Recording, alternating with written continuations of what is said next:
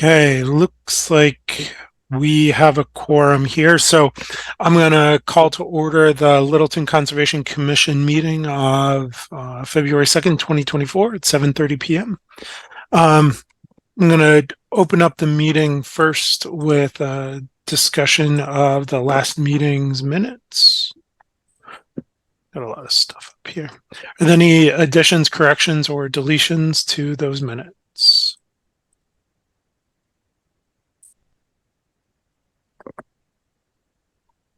No. Okay. Hearing none, then I'll look for a motion to approve those minutes. I'll make a motion to approve the meeting minutes as printed. Second. I'll second. Okay, motion's been made and seconded. Andrew, you want to take us through a roll call vote, please? Certainly. Roll call vote. Ed? Ed Foltz, aye. Kyle? Aye. Carl? Carl Melberg, aye. Michael? Michael Livingston, aye. Chase? Chase Gerbeck, aye. And myself, aye. It's unanimous. Very good. And just for the record, I don't think we actually said the date because I was stumbling around trying to find it. That was in reference to the January 16th, 2023 minutes. Yes. Okay. Amy, you want to, and I know we've got some things on the agenda here. I'm hoping maybe some of our 15-minute agenda items don't take up the full 15 minutes, but let's try and get through as much of the administrative agenda as we can, and then we'll save what we can for not. So you want to start from the top here, Amy? Sure. Well, the first one hopefully might be kind of quick, and the owner and consultant are here if you had any questions, but it's the request for certificate of compliance for 133 Goldsmith. If you recall, that was basically the wall that got built without the permit right up against the wetlands, and they've pulled the wall back, successfully done the replanting. The original application did have a garage, work on the garage, which was in the outer 100, but they are not doing that. So I think it's ready for the certificate of compliance with the note that the garage wasn't done. Any question on Amy's recommendation here? Point of procedure, I wasn't involved, I don't think, in any of those conversations. Do I just abstain? No, you can actually participate in that vote, in much in the same way you can participate in the approval of minutes for a meeting in which you were not attending. All right, thank you.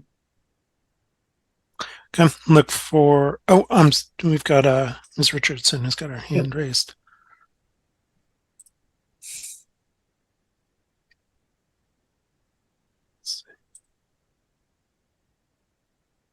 Hi, Lorelei, did you have anything to add to that? Hi, sorry, thank you. I just wanted to note that our address is written backwards on the agenda. It's 331 Goldsmith. Oh, yes, thank you. Thanks. Thank you for clarifying that. Okay. Then, unless there are any other comments, look for a motion to approve the COC for 331 Goldsmith. I move to approve the COC for 331 Goldsmith. Second. Okay, motion's been made and seconded. Andrew, roll call vote. Roll call vote. Ed? Ed Foltz, aye. Kyle? Kyle Maxwell, aye. Carl? Carl Melberg, aye. Michael? Michael Livingston, aye. Chase? Chase Gerbeck, aye. Myself, aye. It's unanimous. Okay, very good. Thank you, Ms. Richardson.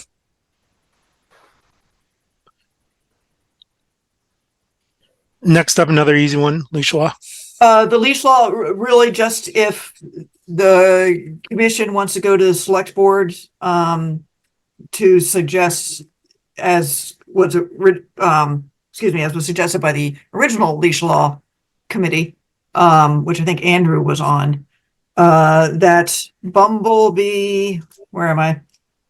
Cloverdale, Oak Hill, the Sanderson Esker, be set as dogs leashed at all times, mostly because of either a variety of, there's a lot of small kids out there and or houses nearby and or the ADA trail proposed for Cloverdale. And then what it is already is the partial leash only at the Long Lake up at the bird nesting area. Sounds like a great list. Well, you made it, so. I don't know. Just one observation for my own self. I don't think that we should be enforcing a leash law just because the property is close to homes. The bird nesting one, no question. And I won't argue with the other ones since, I'm sure everybody else will agree with them, but it was just a point of we care about the protection of the land. We aren't necessarily trying to, in the case of a leash law, protect neighboring houses. The leash law, yes, but we're not the leash law enforcers, unless I've got that wrong. Right, that's why it would be recommendations to the select board. Okay. Yeah, so that leads into my question. Why are we one of many that are going to be there supporting? Why is this being driven through us? Well, we have the care, custody, and control of those properties. Of all of those properties? Like that's why I'm asking, is all of those properties are ours? Okay. Yeah, of those, yes. Jim O'Neill also mentioned that the trust, and I assume we do it at the same time, would like to do actually, they don't even need to go to the select board, would do the same for Sarah Doublet, and SVT has already done it over at Whitcomb. Mhm. Okay, so that was going to be my follow-up, I guess, to your point, Chase, where it's properties that we own. Are we going to see everybody else follow suit? Be like, well, no, hey, we want a leash law on all of on ours. Is Littleton Trust going to come, or were they part of this? They were part of this group, right? So they're not going to come back with a secondary list of 4 more properties where they're going to want leash law, a full-time leash law. Well, right? to be clear, I think to the extent the trust owns the property, the trust doesn't need anyone's permission to implement something. But and I don't think, because this has been going through the trust, that they would come back and say, hey, why aren't you doing property exit that the town owns? I guess that was my point. I do want to I want to go on the record, and I don't want to surprise anybody here when I vote, but I disagree with this list. Fully supports Cloverdale because of the ADA accessibility component, but I don't see a compelling interest, nor do I see a enforceable component associated with, frankly, any of these. And I'll tell you, I mean, we already have expectations on the books, and that is that people with dogs will keep them under control. And I'm going to tell you that adding a leash law is not going to change the people's behavior that we're interested in changing. It will change the behavior of the people who already have their dogs under control. And so I'm all for doing everything we can to make sure Cloverdale is maximally accessible. I think that is a fundamental goal that we should pursue, and to the extent that implementing a somewhat unenforceable regulation there could nominally help, I'm not opposed to it. But the other two, I'm not willing to recommend. I mean, I agree with you fully, Chase. We've had this conversation back when they came out with the original part of the leash law, where you're still seeing everybody complaining about certain people, or not certain people with dogs who have no control over their dogs, are walking 6 dogs at a time and don't have control of them. We don't have any enforcement capability on it. Nobody's going to go out there and enforce this. The police or town police aren't going to go out on these trails and write citations or tickets to folks that don't have their dog on a leash. That was why I asked, why are we the ones pushing this? And just because we own the land, or are in charge of taking care of the land, I don't think that's a good enough reason for me to recommend leash laws on some of these properties. The only reason I had it on there was because some members of the original committee came forward and say, can we do this? Yeah, but doesn't the town already have a leash law? And I might add, a very not well enforced leash law. Well, that's my point. It's not. There is no enforcement in these. Yeah, and that's why I brought this up originally. Was I don't know. I have a problem with. I mean, I want people to take care of their dogs, like Chase was saying, under control and all that. But I have hiked up on the Long Lake, Long Pond Trail fields, up there where the bird nesting is, and it says stay on the trail and all that. But there's nothing to stop someone from doing otherwise, and and I hiked that many, many times, and there's never been, I've been hiking it by myself. So there's really nothing beyond a moral obligation to essentially do it. And we don't have enforcement agents, unfortunately, to go out and monitor these sites. So Chase, I would agree. Beyond that feeling of doing the right thing, there's really not much keeping people from following these rules, and the people that are going to respect it would regardless. So I'm a little mixed about it. I mean, I think it'd be something good to have perhaps on the books, but in terms of enforceability and who's going to actually take the action, I can't see it happening. But Let me ask you a question here, Andrew. Do you see a difference between Oak Hill, Sanderson Esker, Bumblebee on one side and Cloverdale on the other? Are those meaningful distinctions in your mind? I know you served on the original committee, and so I'm sensitive about just saying, "Hey, I disagree with this," and if I lose here, that's fine. But I'm interested to get your thoughts.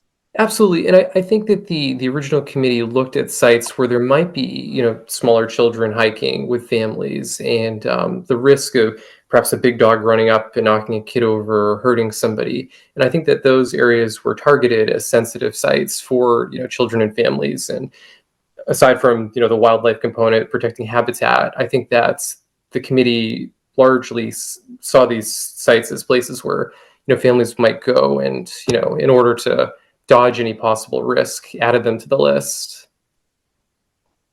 That's what I was going to ask too. Is it a matter of protecting, the town on the one hand, or people with small children on the other, by having the regulation in place so that it's clear that someone who's got an uncontrolled dog was in the wrong, rather than, well, nobody told me not to do it. So I would tell you, Michael, it's already clear. There's already a regulation in place that says if you have an uncontrolled dog, you're if you own a dog, you should know that there is some sort of regulation out there that says you should be in control of your dog. That just should be common sense, regardless of where you are with your dog, right? That's common sense, but also a regulation. I have dogs too, right? But yeah, and the regulations. I just But don't it's not, me or you or anybody else that's going to have common sense that is, going to be, and that's why I brought into don't know line. that. And that's why I don't know that this does anything else, right? Like, it will work well for the ones that are willing to abide by the rules and regulations, but the ones that are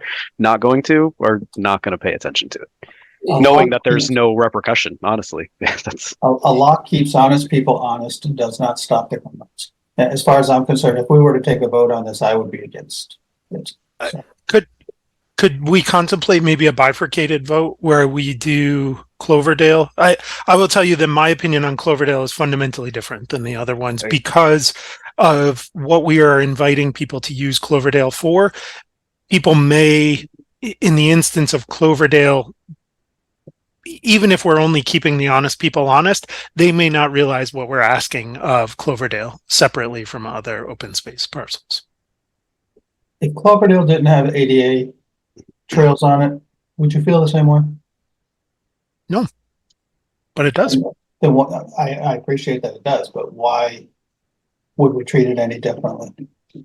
I guess I don't agree with the fact that just having the ADA trails means that we're going to put a non-enforceable leash law component on that property. That is no different than a non-enforceable leash law component on any other property. The difference in my mind, because we're seeking to make that parcel in particular maximally accessible, is that we want to convey to both the public, we want to convey a message to the public that we're doing everything to make this accessible, and the expectation that all dogs are on leashes, I think, is another way to convey that. The other piece is, let's assume for a second that everyone who is going to follow the law with respect to leashes already has a dog under voice and sight control. There's always the marginal, very small risk that something does happen there with a dog who is otherwise prone to being under voice and sight control. And we take that small risk out for a property that we are seeking to maximize accessibility. I guess that obligation is on the town, not on us. We are the town in this case, though. We are a component of the town, but the enforcement portion of the leash law would apply there. We will always struggle with enforceability. I know. And if we want to put it on Cloverdale, because as you say, the ADA stuff, all right. But I just want to voice that I don't see any difference there than I do at any of the other properties. And if you do need to enforce somebody, or the public wants to point it out to somebody, it's a lot more obvious if they can point to a sign at, for instance, Cloverdale and say, dogs have to be leashed all the time. It's not when you're within 20 feet of people, which is how I think the bylaw reads right now. Mhm. So who do they go to? Are they going to start coming to you every time they have an issue on these properties and say, hey, here's a photo of a dog off the leash, and that's just something that you should not be having to deal with at all, right? It's not our role to enforce that law, right? If we come up with it, I don't know. I think if what do we have? If theirs is use of the property, which could include an unleashed dog, it could be picking flowers, cutting stones, making a new trail, any of that would come through me. The enforcement would probably flow through then over to the police. And unless you have real, obvious proof of what was going on and who did it, there's no teeth. I'm just more worried about you getting every weekend, getting 7 messages and photos and emails from residents who said, hey, here's a dog that was off his leash. You need to do something. It's on a property that you said needs to be fully leashed. Now you have to take care of it. And I just don't want you to get too bogged down in having to deal with that. But It's important. Don't get me wrong. It's already an issue that people are out there without dogs, with dogs that aren't on a leash. And they're supposed to be under control. Am I right, Andrew? Within 20 feet, I think they're supposed to be leashed anyway. So within no matter what kind of verbal control you might have. Yeah. Right, voice and sight control and leashed within 20 like you said, a certain distance of people and other dogs. We're running late for our 7:45, so what I'm gonna echo Jim here. What's the pleasure of the board? We could also, if you really want to kick it down, is table this until the 88 trail is built. To be perfectly honest, we've had the debate. I'm not sure I'm inclined to table it. Yeah. I'd rather have a vote. And Ed, I think to the extent you disagree, you should vote against it. Like I'm not sure we always have to be in like 100%. Oh, absolutely. Oh, no, I totally agree with that. But having said that, Chase, is there a way to separate these 3, or are we debating the list? Or is this a yes no of what's presented? I would support. I would certainly second a motion that takes Cloverdale first, and then maybe we can do a motion that puts the other 2 together. 2 separate motions, 2 separate votes. 3. There's 4 total. Okay, so we have to yeah. Sorry.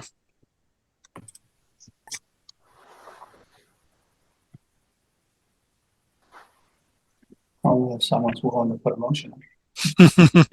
Okay, I will set forth a motion that the commission will sit in front of the select board to suggest that Cloverdale recommend a leash at all times on the property. Second. For various reasons. Yeah, motion's been made and seconded with respect to Cloverdale. All right. Roll call vote. Ed. Ed Foltz, no. Kyle. Kyle Maxfield, aye. Carl. Carl Melberg, aye. Michael. Michael Livingston, aye. Chase. Chase Gerbig, aye. Myself, aye. It is 1, 2, 3, 4, 5 in favor and 1 nay.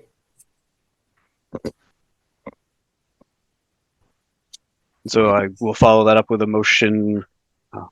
So I'm going to choose the wording wisely, I guess. So make sure you listen to the way I word it, right? So I'm going to make a motion that the Conservation Commission goes to the Select Board to support a leash at all times on the properties of Bumblebee and Oak Hill, Sanderson, Esker.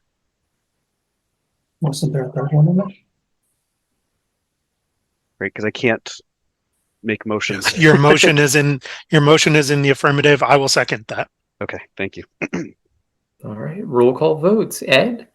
Ed Foltz, no. Kyle. Kyle Maxfield, no. Carl. Carl Melberg, aye. Michael. Michael Livingston, aye. Chase. Chase Gerbig, no. And myself, aye. So that was Three, One. three. Well, now we've really made a mess of Yeah, this. right. That No, What that's happens when clear. there's a It's 3 tie? to 3. It does not pass. It does not pass. Okay. Very good. There you go. Okay. We got through the leash law. Let's open up the 7:45 public hearing notice of intent for 219 Matawana Key. Looks like, Amy, do we still not have a mass DEP number on that? No, it came in yesterday with no comment, so we have the DEP number 204-999. 99. Oh, I'm about to roll over here. Yeah. Okay. Matt, looks like you were let in. Am I right to believe that you're going to be speaking on behalf of the application here? Yes, sir. Good evening, everybody. Matt Morrow, Matt. representing the property okay. owners at 219 Tahadawan Road. If I could share my screen, Amy? Please. One sec.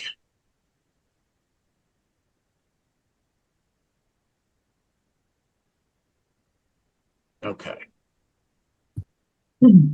So what we have here is a proposed septic replacement for 219 Tahadawan Road. So we have bordering vegetated wetland that's here, kind of meanders around the garage. We can't see it, Matt. You can't see it. there it is. There we go. Yeah, Oh, just okay. Everybody can see that now? Yep. Okay. So we have a septic replacement that's proposed at 219 Tahadawan Road. What we have is a bordering vegetated wetland that comes up partially into the backyard, goes back around the existing garage, comes back behind the shed, and kind of meanders this way out to the back out to the roadway. The 50-foot buffer zone is right here. You can see that we have erosion protection proposed basically partly at the limit of the 50-foot line to ensure that nothing intrudes into the 50-foot zone. The original septic tank is here, and there's a very faint outline in here that I'm circling with my cursor. That was the old system. That is going to be abandoned in place, or any area that we encounter would be removed. The proposed system that is here is a geomat system, which is being a lot more widely used on these tighter sites. It's very effective. It's a very good system. It helps to minimize the grading. The work is being done all on existing lawn. There is a large spruce tree out in the front yard here that I'm circling with my cursor that's noted on the plans. That will not be removed as part of the installation of the system. So there's no overstory, no shrub layer, nothing to be removed. It's grass. It's going back in as grass. The total disturbance for the entire work site is 957 square feet in the outer part of the buffer zone. 657 square feet is the leach field. 300 square feet is the tank and the main with some of the overdig excavation work. Fairly simple. That's basically it. What are you doing to protect the tree that you referenced? With all that construction going on and the ground being disturbed, won't that cause that some stress? Well, there's not really going to be digging in that area. There'll be some overgrading right near it, but it's not going to compromise the root structure. That tree is extremely large. Okay, It's going to be hard pressed to really go near that tree. There's going to be plenty of room to work, actually. cool. Matt, can you expand on go near that tray? Do you mean go near the trunk, or do you mean go near the critical root zone? Go near the critical root zone.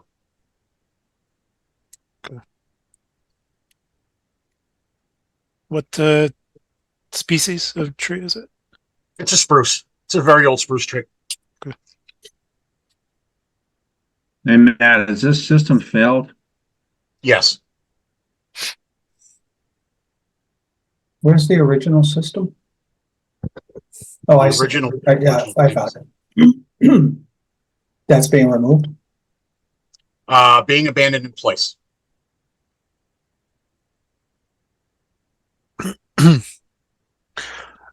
Have you gotten? I'm a little, let's say, a touch uneasy about the idea of putting a geomat on top, essentially on top of an existing failed system. Has the Board of Health approved this yet, Matt? Yes. Okay. Amy, do we have documentation of their approval yet? No, and I actually usually don't see it. Matt, And I met Matt out there yesterday to review the wetland line, and it looks good. Where's the equipment coming in? Or how's the equipment coming in? So you have an existing driveway right here. This is essentially front lawn area. So the equipment can come in right off the driveway. so Matt, this leads into a couple questions. Stockpiling of excavated material, is that going to happen on site? Any stockpiling of excavated material would probably be done over here. Okay. I like to see it personally. I'd like to see it called out. I know that you have the erosion control line, so it doesn't make sense that they would stockpile on the other side of that erosion control line. But you know, to cross the T's and dot the I's, if you could call out a stockpile and erosion control around that. Yeah, I can do that. That's easy enough. Just because you know having that tree there, and I get stockpiling material close by would likely cut off access. I still think I would like to see our tree protection policy put in place here. You know, where they put up their the root structure offset or the drip line offset of construction fencing or something like that. Whatever. I'm very much with you, Kyle. I'd like to see a condition that requires protection around the drip line of the tree, just to make sure nobody gets too close. Normally what we're doing, and when I've done NOIs in Concord, for example, they have a very similar policy. Actually, I think it's part of their regulation. So around the drip line, they would put a bright orange snow fence. Yep. So, I mean, you can't miss that baby. It practically glows in the dark. And the system itself is not going to take long to install. So it's not a long-term project. So it's just I can see a lot of back and forth, you know, in and out from the system to the stockpile or whatever to get material to take out material. A lot of opportunity for something to go wrong and somebody be a little errant headed towards that tree. So. The other element here that I would want to be careful to manage correctly is because we've got a new septic going on top of an old septic, and there may be excavation within the old septic. I would want to see essentially condition robust erosion controls over those. Like essentially, I don't want that soil ever at risk of washing away. And frankly, I'd rather see it not stockpiled on site at all, but rather transported off site within the day.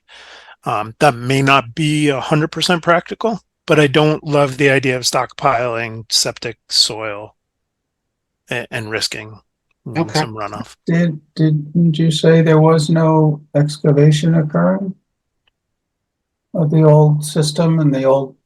Did I misunderstand? He said there would be excavation of it if they encounter it. So I mean, there's definitely excavation happening. They're going to take out all the topsoil and fill that's there to put the geomat system. So but aren't they putting that topsoil back?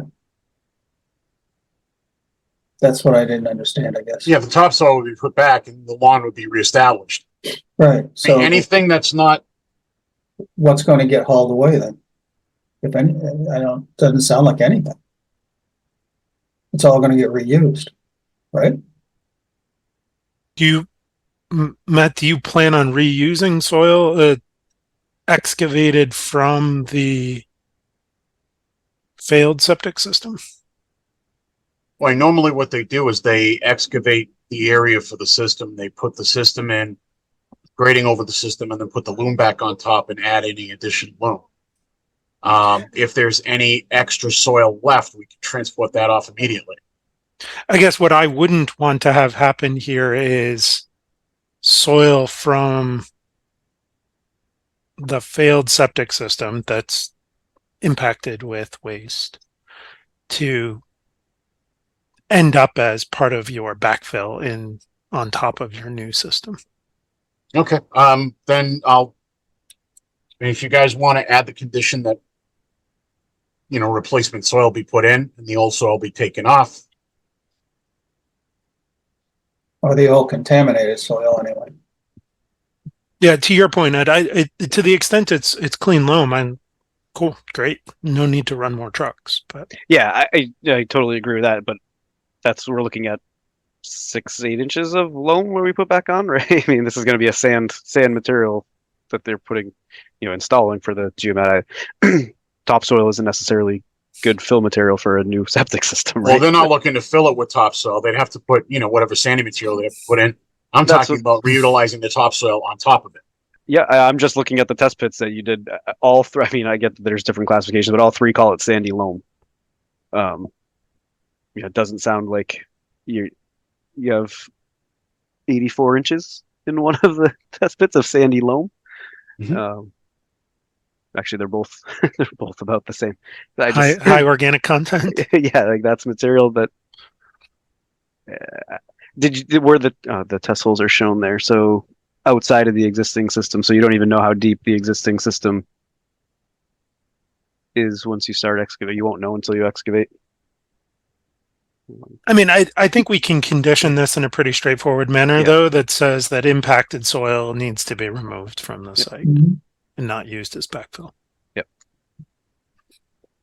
And to the extent it needs, and I suppose we should add another condition that to the extent that it needs to be removed, it should be protected and stockpiled on site. It should have erosion controls on it, and frankly, I'd rather see a cover on it too.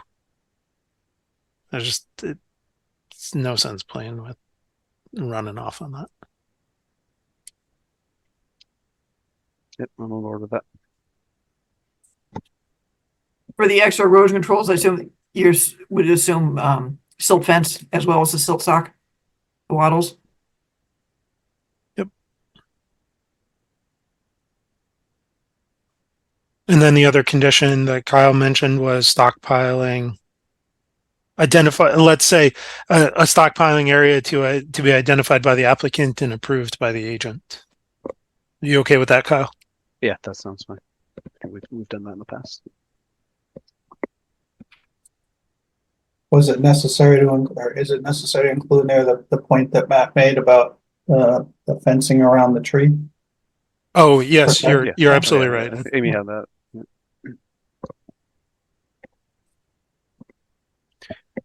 Amy, is there anything else that you see here that we don't see or haven't seen? No, you saw more than I did, so there you go.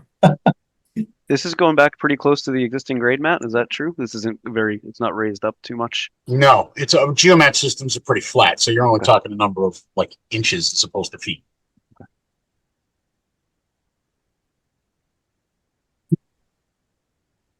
I don't think I have anything else. How far from the house is that tree anyway? The tree to the corner of the house? I don't know the exact distance. I know if you actually walked on the site and you looked at it, you've got that big tree, it's actually close to roadside.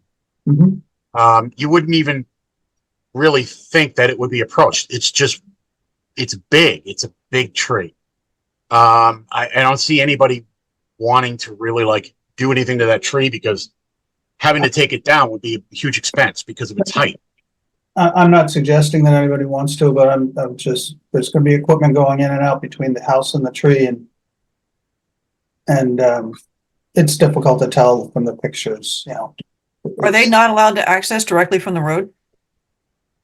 That I do not know. Usually when I do these plans for several septic designers, they usually don't try to access right from the road. They usually try to go through a driveway, go onto the property, and try to keep the equipment off the roadside.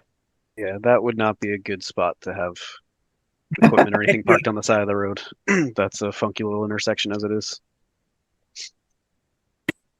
And if anything, I would say let's avoid that. I would rather have them parked in the driveway and accessing from there.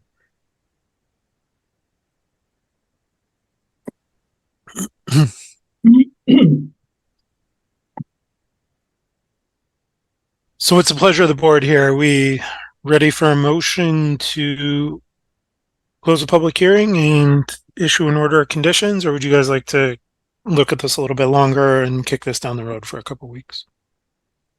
I'm fine with the order of conditions that we discussed. Yep, I'll make a motion that we close the public hearing and issue an order of conditions for 219 Tadawon, Mass EP number 204-0999. And with can the I be, conditions that we yeah, can I review those just to make sure I got Sure. those? You got the silt fence will be added to the erosion controls, the tree protection, the stockpiling only in area approved by the agent. And then what do you want to say about the old septic excavated material that can be excavated, has to be covered, cannot be reused? Cannot be reused, has to be covered. Okay.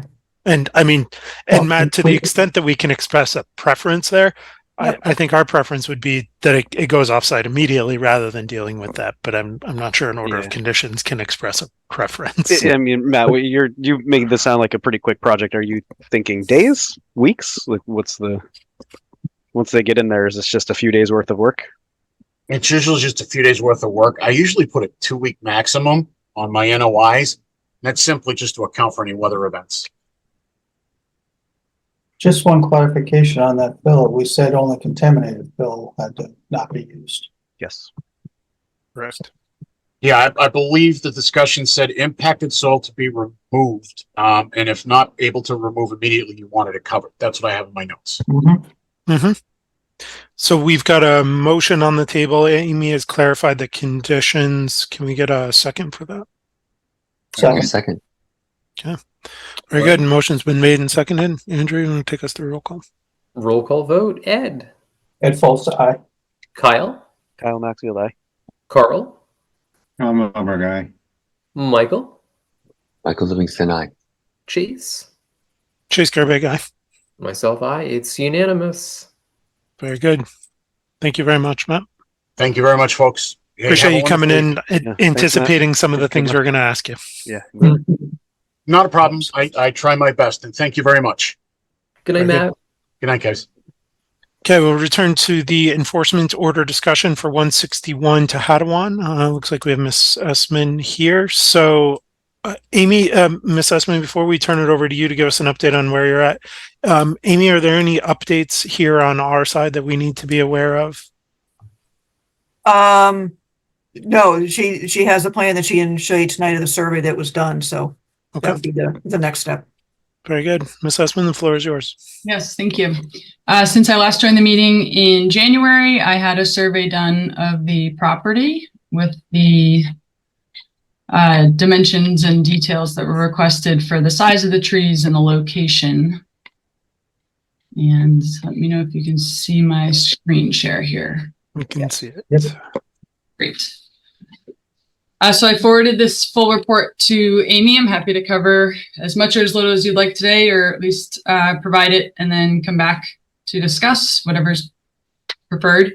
I think the best course of action here would probably be to let's say give us the Reader's Digest version, Yeah. then let us take a look at it, and then schedule an opportunity at our next meeting 2 weeks from now to see if we have any comments as a commission. Certainly, commissioners may provide you comments now as well, but given that I don't think we've seen this until just today, correct me if I'm wrong, we'll probably want a couple of weeks on it.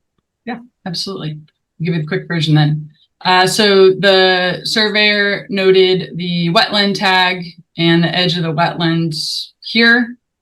In addition, obviously, to the property lines, this dotted line represents the 50-foot buffer zone from that. And then this dotted line is the 100-foot buffer zone. The ones in the 50-foot buffer zone is this big 24-inch maple. Unfortunately don't have any pictures of the befores, but I did put pictures of the stumps and the area near them and the reason they were cut down. This one had a big split towards the top half, and when it came down, it fell into these three here, which were then fully cut down, and one next to it that was topped off. And I think in our last meeting, those are the ones that Tim showed pictures of and were the most concerning, or most obviously within the zone. And then there was a ash tree that was very much dead. It was like a 12-foot stump to begin with, and that was also cut down. Okay, and could you review for us here? You've got them labeled A through I, maybe. Were all of those removed, or are some of those still standing? All of these were removed. Okay. tell me a little bit about C and D. C&D was a dead maple with a half dead pine tree next to it. Is this map right? Are they not on is. your property line? That's correct. Interesting. Okay. I immediately notified Deborah and we chatted about it. Unfortunately, I did not realize the line was there according to our mowing and where we've been assuming our line was. And we talked about it. She obviously didn't have an issue, but that was, yeah. Okay. Clearly a mistake on my part and not getting on the right foot as a relatively new neighbor, but thankfully she was very understanding, but still definitely in retrospect, a lot of wrongs here. The big quad maple here, I do have a picture of when it was getting cut down. It had a huge split down the middle with rot down the middle, and the tree guys took a picture at the time. So I do have that. That's right at the line. And then this big one was outside of the 100 feet, but was also one of the bigger ones. And this one, I have a picture at the end, but this one has the most dirt around it in terms of disturbed soil, right? And from holes that were dug when we were doing septic tests in the summer. And so I have a picture at the end here of, there's quite a bit of dirt here that's got signs of runoff. I took the pictures after our recent rainstorm, but that would be, it's not on the map here, but it's noted in the report.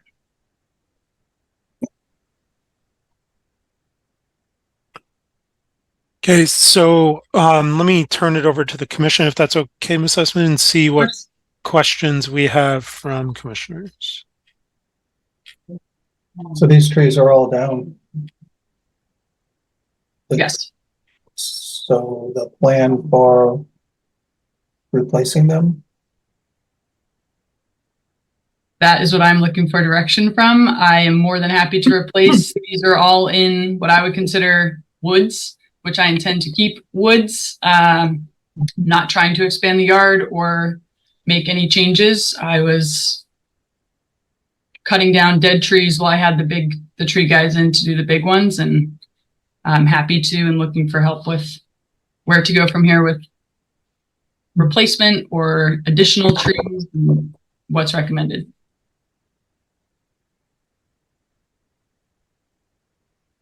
You're saying where E, F, G, H, and I are, that's wooded.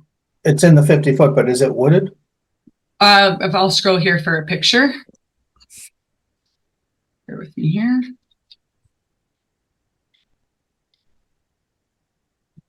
This is the Somewhat wooded. Yeah. But at the same time, they were holding in the root. Well, the roots are still there, but all right, thanks. Yep.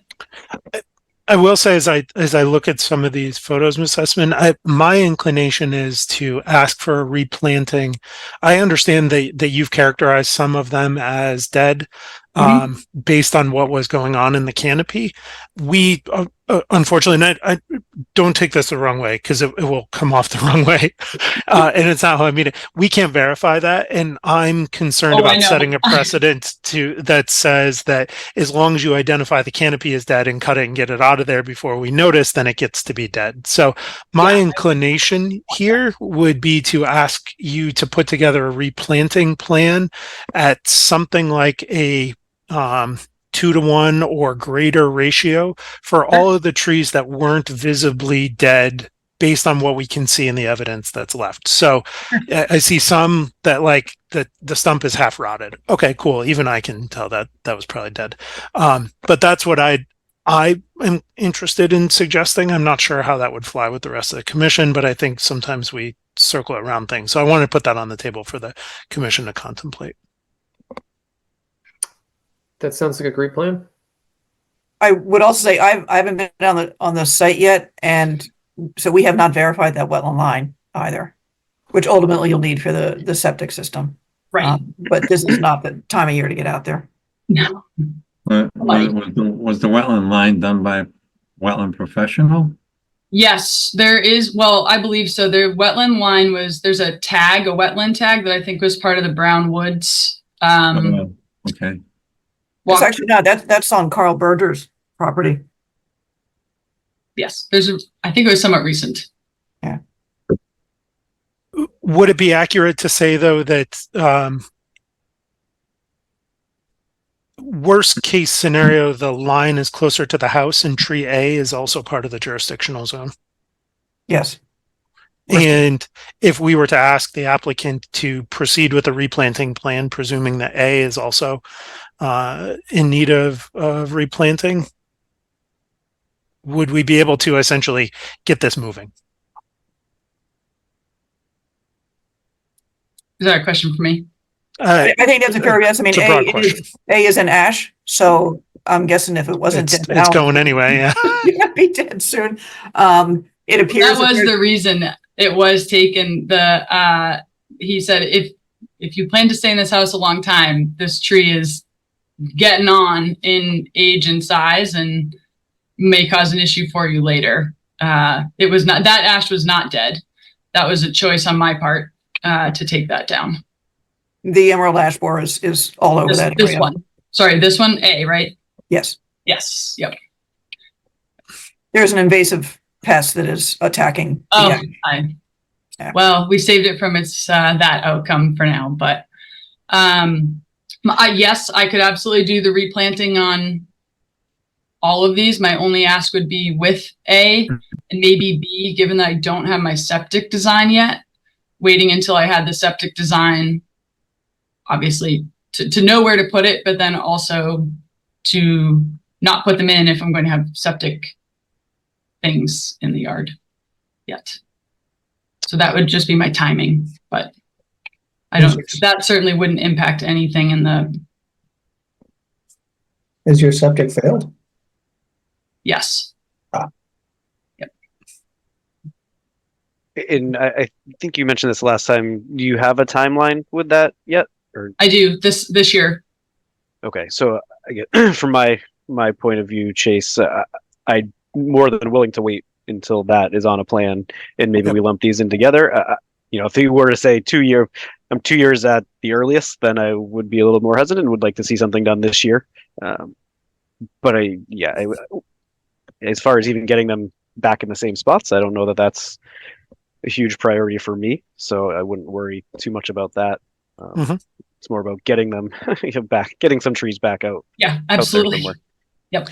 So what would this look like then if we tabled this enforcement order for a date certain? Is that something that the commission is up for? I am. I think that's what Yeah. I just voiced that. And I would make, this was Civil Solutions, I think. Yes. Looking Yes. at here. I would just make the recommendation that as soon as they can, they verify that wetland line. And we can get that checked off. Before they get too far with their septic design too. Oh, yes, of course. I know that is, yeah, I think that's a different survey on his part. Would be Yes. my guess. Yeah. So then if we did that, we would wrap up this enforcement order and permitting associated with the septic system simultaneously. Is that how this would work, Amy? That could, yeah. When you say this year, you're talking this summer, as in Yes. the deadline of the end of August? Oh, I technically have until next spring, but it needs to be this summer, fall to be in. And I think as soon as we can get the testing done to make the design so that we can be doing the septic this summer, that's the target. Yeah. So what do we think of continuing this to, let's say, the first meeting in September? Or before. No later than that. Right, no later yeah, than the no first later meeting. than, yeah, okay, yeah. I think That works. that'd be great. In the meantime, I wouldn't be surprised if we have a bunch of regrowth happening around those stumps. Okay, so I'll retract how I introduced this, Ms. Hussman. It sounds like the pleasure of the board here is that we don't get to spend 2 weeks from now with you, and we'll look to see you back no sooner than the first meeting in September. And I mean, I guess. go ahead. Jason. I was to say, having said that, there's nothing stopping you from either reaching out to Amy and for some pointers and advice on, what to replant and where to replant, in that ratio, so that when you do come back in, maybe you're ready to go, and we don't have to worry about going through 2 or 3 more meetings. We can hopefully make it a pretty quick one. That's a good point. And Kyle, maybe you should outline for Ms. Sussman what we would be looking for in a replanting plan. Give her some direction. Yeah, sure. So native is first and foremost. So anything, the trees that you're bringing will be native. Amy has a great list of trees she likes to see replanted. The same with shrubs, if you so choose to go along that line too. But yeah, so I think we already discussed that at least the 2-to-1 ratio would be something we would look for as part of the replanting. It usually goes by the caliper, the width or the diameter. It's not really Yeah, I diameter, guess but one thing I would note there is some of these trees that came down were beasts. And so Yeah. there I might be looking for, I might be able to live with a 5-inch maple at 1-to-1, but a 42-inch maple, I'd be looking for significantly more than 2-to-1. that's where I was headed with the caliber, right? Depending on what you decide to put back in, that ratio could change. But Yep. as far as the species, certainly native, and Amy has good resources and contacts. Sounds They can good. help you out Most with of that. them are maples. Wouldn't she just replace them with more maples? Yeah, that's her prerogative, I guess, or what we Okay. could say we'd like to see that. It also will depend on supply, right? We've heard from other folks that say they just can't find certain species of trees when we ask them. Fair enough. Thank you. And there can be ecological benefit to the bugs and bunnies if there's a balance of trees and shrubs. So we're also open to sort of balancing those two. And that's where I Amy have can be plenty of excellent. time to do my research Yeah, and yeah. gather some good options for everyone to discuss with me. So I will reach out and make a plan. I'll I'm definitely be back before September. a little suspicious that those were red maples that came out, and that might be a wetland. That's my concern. Not that I know of. No. Well, what I suggest is that when Civil Solution does their wetland delineation, Yep. we get that squared away before they start filing, and maybe we can do a Concom site walk at that point too. Great. Very good. Okay, then we will see you in a few months, Ms. Sussman. Thank you very Thank much. you. Thank you. With that, we will move on to the 8:15 continued public hearing notice of intent for 18 Porter, Mass DEP file number 204-0998, replacement of existing deck. He said he was going to be here. He's not here again. Okay. So there was never an enforcement order issued on this. I don't know if you would consider that or just continue waiting. Is this like the third hearing though that this has happened? Yeah, well, yeah, the first one, I think he said he had a family emergency. The next one, he said he was snowed in up in New Hampshire, and he said he was going to be here tonight, and he's not. Yeah, this is the one that he created. They did the deck and Yeah, really high deck.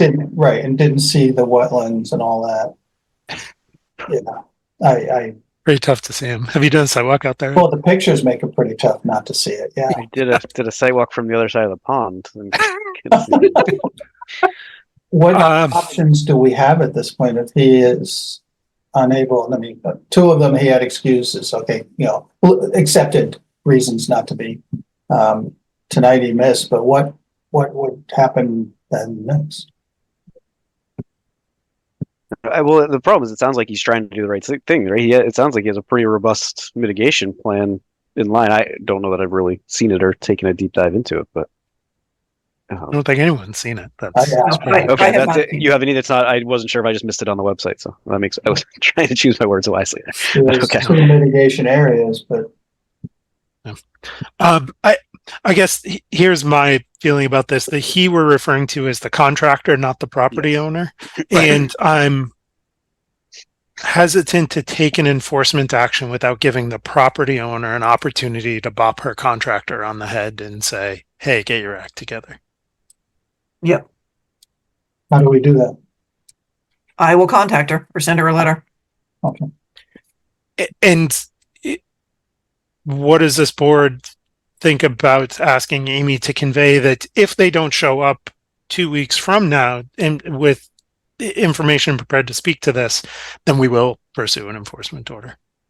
Oh yeah, I guess I assumed that's what that's what that conversation was going to be. But okay, yeah, I guess I assumed that too, but I don't. no, that's fine to spell it out. Yeah, Yeah, please. sure. Yeah, Chase, I think you're absolutely right. I mean, you tell her what's been going on. Hopefully, she's aware, right? I mean, it's been I don't know what their contact is, but hopefully, she's been checking in, and saying, "Hey, did this ever get squared away?" And he's like, "Oh, nope, sorry, I haven't been to that meeting yet." Ignorance is no excuse. Not anymore. No, not after Ultimately, the 2 months. landowner is responsible, not the contractor. Yeah, and that's the only reason I'm not inclined to issue an enforcement order at this second. Give him a chance. Okay, so you'll reach out to him, Amy. I will. Cool. Very good. We've got 5 minutes before we pick up the Littleton water supply connection. And although I don't think we always have to wait, given the attention that's gotten, I'd like to wait. So let's, Amy, you want to pick off something from the administrative agenda? Actually, you know what? If she's not breathless, Anna Houston just showed up, so we could pull out 260 Perfect. Foster. I told Anna we'd give her 5 minutes, and she's got 5 minutes.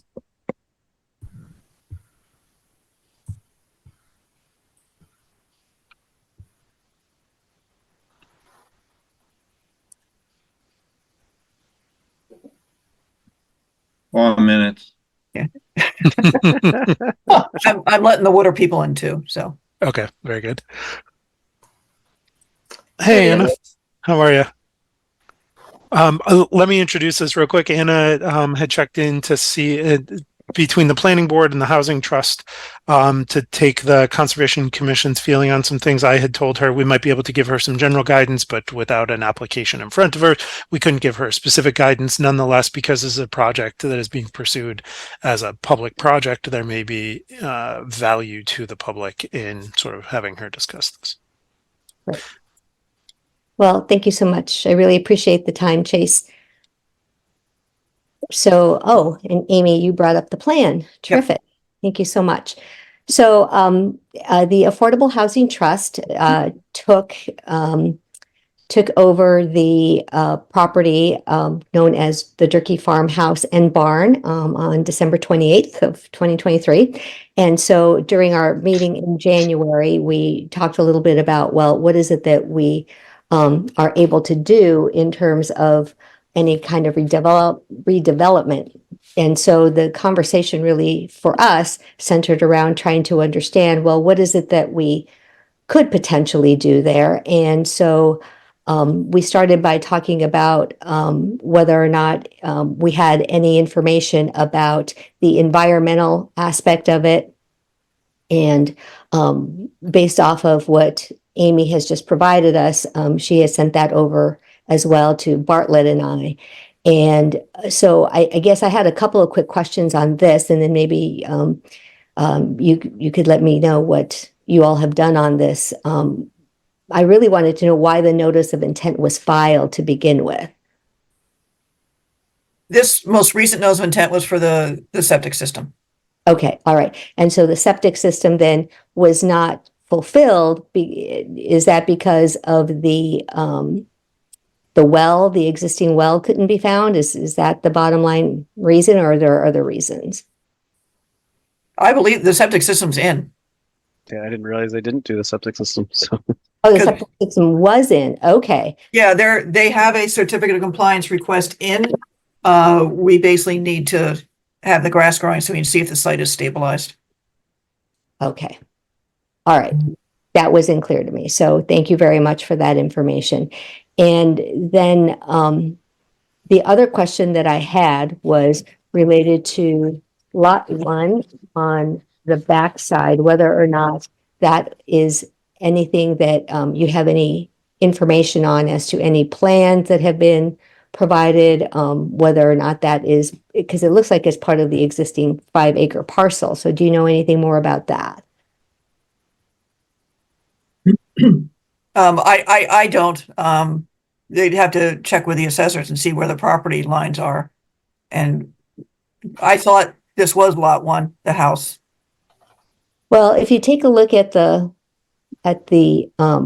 drawing, though, sorry. if you look at where the house is with respect to lot one toward the top.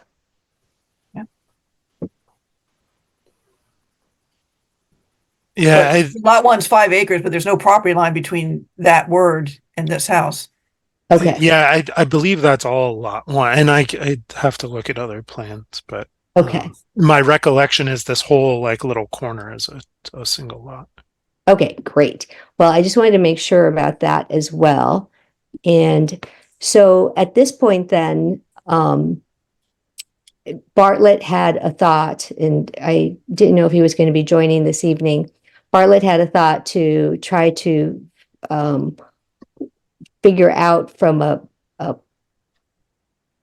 perk test perspective what was the next step. But I guess I'm a little confused. If the septic already went in, what is the number of bedrooms that septic holds? Is it just the 3 bedrooms in the house?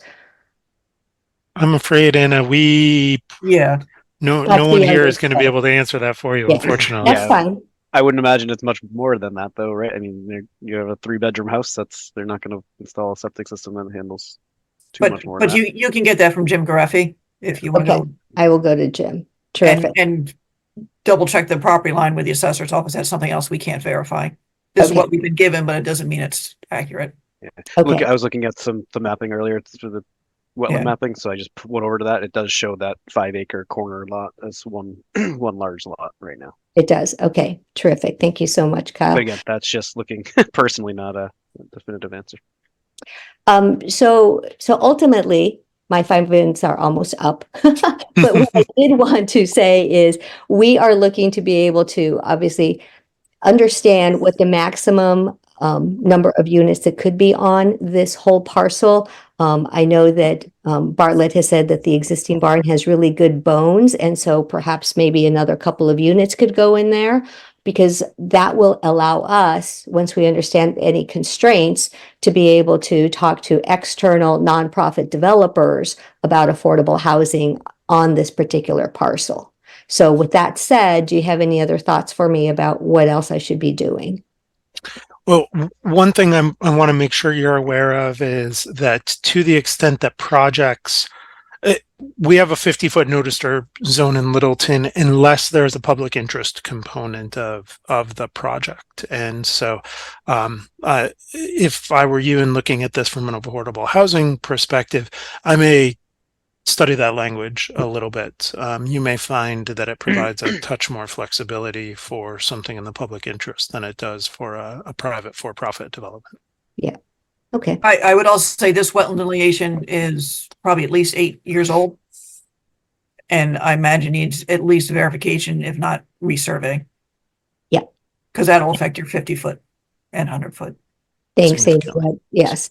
And I did talk with Bartlett about that, and he suggested that we move forward to get a better understanding of what's there now. And then once we get people that are more interested, then we would go through and ask them to request the delineation. Does that make sense? Yep. Okay, great. So there you go. What was that, Chase? 6 minutes? Yeah, we're good. Well, thank you, everybody. Hopefully, we will see you at some point in the future with a project. I see Mr. Harvey is on. Bartlett, did you want to add anything else? I was gonna say I didn't see him. There he is. All righty. Well, thank you, folks, again. Thanks for all you do, and have a great evening. Same, Thank Anna. you. Thanks for keep pushing this Okay. stuff forward. Thanks. Bye-bye. Okay, now with that, we're going to transition to the notice of intent for the Littleton water supply connection with Ave and Taylor Streets. I'm going to turn this over to not me or Andrew to run. I think I ran it last time. Okay, I'm turning it over to Kyle to run. And just to be so Kyle, Michael, Ed, and Carl, you're aware. You four, I think Ed Amy, you had looked at this. Ed, maybe you have one Mullen rule in, the other three of you don't. But if either of the four of you drop out of this for some reason, we have to go back to the beginning, and no one wants that. So keep that in mind as we move this forward. Okay, I'm going to drop off. Kyle, it's all yours. Thanks for the pressure, Chase. And I'm also formally recused off in the shadows. All right. Okay, so we'll open the 8:30 hearing, continue public hearing, notice of intent, Littleton Water Supply Connection, Whitcomb Ave and Taylor Street, Mass DP number 2040995. Who would like to get us going tonight? Great. Thank you very much. Tara McManus from Weston and Sampson. I just wanted to check to see if Rihanna's on our, as a possible panelist. I know she was in the field today and stuck in Who was that? traffic. Rihanna. Okay, I wasn't sure who she was, so I wasn't letting anybody in unless I knew who they were. No worries. She created the tree planting plan, so which will be a hot topic today. So I'm sure she's. And Aaron has. Oh, never mind. Yeah, I think I didn't click on the button when we had postponed our. So that's why my hand was raised too. Okay, well, great. Thank you again for having us. Wanted to kind of chat through the memo we sent and just kind of discuss a little bit of the items that came up at the last meeting. We did create a planting plan. We submitted that. We'll go into more detail on that in a minute. I did want to make sure that I think we covered all of the bases with our response memo. We indicated in the memo what the there's some questions on the stormwater test pits. We were able to confirm those elevations. We've got ample design for that. No concerns with that. On our end, the estimated Senersville High groundwater table was located. We were able to download the GPS information that we took when we did our test pits. Aaron's on the call if we have any questions regarding that. Then we also wanted to go through a little bit more on the information regarding the storm design events. So we had the infiltration basin came up, and there were some questions exactly what it was designed for. So it is designed to handle the 100-year flood. We've got some freeboard there, should not overtop unless the storm is larger than a 100-year storm. And then the infiltration trenching that's located at the bottom of the design towards the well station. That's an 18-inch gravel trench. That's anticipated to handle the first 1 inch of rainfall. It mitigates the 10-year storm, and then the duration for the larger storms, there was some concern about how the water would run off. It is directed away from the wetlands, but certainly if we're in a 100-year storm event, that entire area is going to be fully flooded down at that location anyway. So it was more the capture of the actual stormwater coming down the road. It's the major concern. We've addressed planning board. We received an approval from them. They were pleased with our design. If there are any further questions regarding stormwater, we do have Aaron back on the call to just answer and address those. And then we provided the updated stormwater plan and report that was in with the planning board that was updated in December from the original submittal that you guys have on file. That was from October, from the original submittal. And then just clarifications a little bit on some of the information. All those was compiled in that memo to help everybody kind of just condense the information that's probably several hundred pages at this point into a 1.5 pager. I kind of wanted to just address the stormwater if there is any concerns with that, and I can bring up some of the plans. We submitted a little bit what I think, and I can share my screen here. I think is a little bit easier for everybody to read as far as the stormwater grading and the information that we provided to the planning board. So it has a little bit less information that conservation might be interested in, but it's certainly more of a an easier, less colors all over, and easier to kind of translate exactly what we're looking at. So I'm just going to share that, and hopefully just that comes up. Just let me know if you can see it. Yep, you can see it. And that's great. Excellent. Thank you. The first page, I think everybody's familiar with this at this point, but our first page comes in from the Amazon parking lot. It's a gravel roadway, enters in the for several hundred feet. We've got a stormwater swale on the side, as well as the direction of the runoff goes towards the infiltration as it loads. There we go. So a lot of information on these pages. Bless you. All right, and then we get into this page, which is the area of more concern, where we're officially coming into the forest land, and we have our proposed roadway. It transitions as you kind of cross the property line into a paved roadway. And then we have the infiltration basin that's located in the upper area right here that I'm circling. And then obviously we're coming straight down. So this is a little bit easier to see the contouring, a little bit of the proposed finished grades, as well as the proposed work. Try to get this in. And it also locates the test pits that we had conducted. We conducted 6 of those test pits, so they're located in red. Those are addition to the plans. So I'm going to open it up right now just to kind of stop before we get into the tree planting and just ask if there's any specific questions regarding stormwater management. Sure. Thank you. Does do any of the commissioners have any questions right now? I'll also say we did send over the test pit information over to Green, and they were comfortable with the results. So that has been peer reviewed. All right, I'll ask one to start. There's a lot of regulation changes going on, probably in the near future. This I guess probably a question for Aaron, but what design 100-year flood are we using? What are we using for data for this run of our stormwater modeling? We're using Atlas 14 from NOAA. Okay, now I'm going to get myself confused. What there are moving away from that, correct, into a new, and I'm not recalling the name of it off the top of my head, unfortunately. That's the NOAA 14, and DEP's moving towards the NOAA 14 plus. Okay, so okay, I guess that's my question then. So Aaron, you ran what what DEP is moving towards, the most recent or up to date data.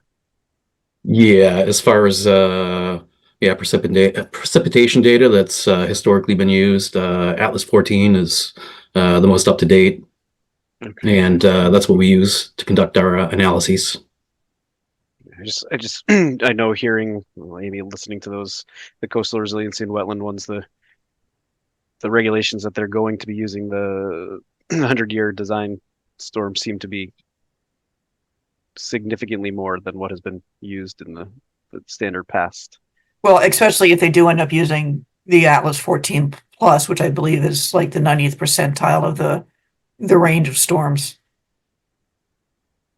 Yeah, I guess I'm just questioning if that's something we don't have can't enforce them to do that. If the town of Littleton would want to see their systems designed with that data. It's more of a question for, I see Matt on the phone, that would be more of a question for him and Tim, I guess. I don't have the numbers off the top of my head. In the future. Yeah, it's starting in the near future, and I don't have the exact numbers in front of me, but I know that the tables I saw, the design flows and elevation, or the depths are going up significantly.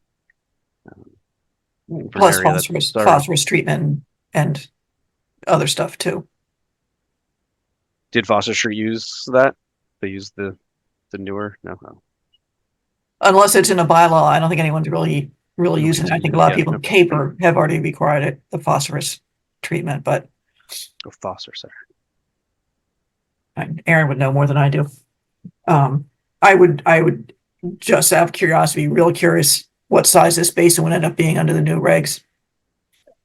It's kind of not that I want to see it redesigned. I know you don't want to yeah. But knowing that these new regulations are coming out, I guess get more putting a bug in Matt's ear.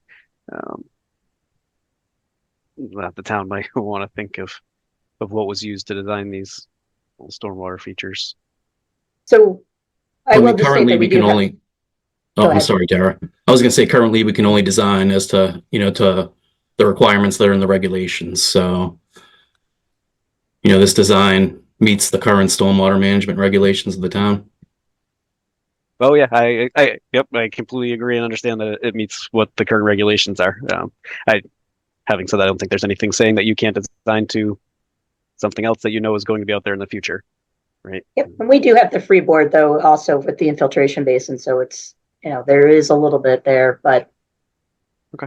Yeah, so I think we're all in agreement that we are attempting to minimize the disturbance of the area in general, as far as cutting down trees, and this was a balance between either closer to the wetlands or tree cutting. So I think we've tried to find the best happy balance across the board here at this point, but certainly we'll bring it up. We have a meeting later. We meet weekly with Matt and Corey, so we can certainly discuss if there have been concerns, but.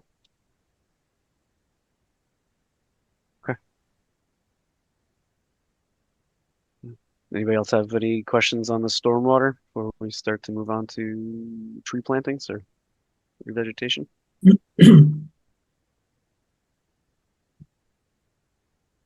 All right, Tara, go ahead. You'd like to move on? Okay, great. I'm just going to bring up this aerial map again, just so it makes it a little bit easier for everybody to kind of understand where we're attempting to plant some trees. We have the intent here is to obviously leave the existing tree line alone. We've got a water main coming down from Route 2 across the Amazon property, and then it comes down towards running again, sort of parallel with the tree line / Amazon property. And then we come into the actual parcel here where the well is going to be designed that goes into the forested land. So when we first come in, we're going to be attempting to plant some trees along this side of the water main, between the water main and the parking lot. We get to this little bit of open area here. We're going to be aiming to plant some trees in this area. And then as we start to kind of come into the forest area, we're going to be, proposing a mixed use of trees / ground shrubs to kind of recreate the understory a little bit here too. We don't have a lot of room to work in, and I'm going to start to zoom into the other plants to make it a little bit clearer here. So again, you have a copy of these plans. We've centered the trees 20 foot center, so it's a little bit more space than what we might have. I think it was at the last meeting we proposed kind of trees roughly 15 to 20 feet apart, and in this case they're roughly 40 feet apart for future growth, and trying to keep them away from the existing forest, but also get some light, as well as stay away from the proposed water main, and kind of just go in a nice open area here for these this area for trees. And then this area for trees as well. Scroll down here as we get into closer to the forest here. And then we've kind of got a mixed use of within the proposed, roadway here. We've got a little bit of shrubs and other plantings as much as we can possibly fit along this little edge of the road here. And then a space in this area that we could probably enhance a little bit more, but that's where we've proposed another area. And then, of course, the existing access road, which was where we had, a cleared area. We're trying to recreate that back to a natural environment. So we've got a proposed list of a few trees and shrubs along there, as well as the wetland seed mix and native seed mix in this general region. And then pretty much what you're going to see is that more or less along the Amazon property, we're planting trees only to kind of maximize the number of plantings there. For trees. So what we've proposed, and as mentioned in the memo, we are not quite at the 1-to-1 for tree plantings, but we are adding in an additional 122 shrubs to kind of balance that out. I think that's where we really want to just chat through that portion of, it was indicated that a 2-to-1 would be preferred for this job site. We feel comfortable with the 20 foot on center. We talked with Amy a couple weeks back about, trying to achieve 20 to 30 foot on center. Obviously the 10 foot or so on center that we had originally proposed last meeting, it's not going to be suitable for this site. So with the lack of, open space for the trees to grow and the likelihood of planting. So I have folks to kind of talk through this that are on the call today. Rihanna designed this tree layout, as well as she completed the wildlife survey and report that was also submitted previously. So, it's our thought here is that we're trying to maximize the existing disturbed area and bring it back to natural environment as much as possible, make it resilient with the tree speciation differential. We're trying to, put in roughly the same number of trees that I think we're at 52 versus the 58 that we're cutting down.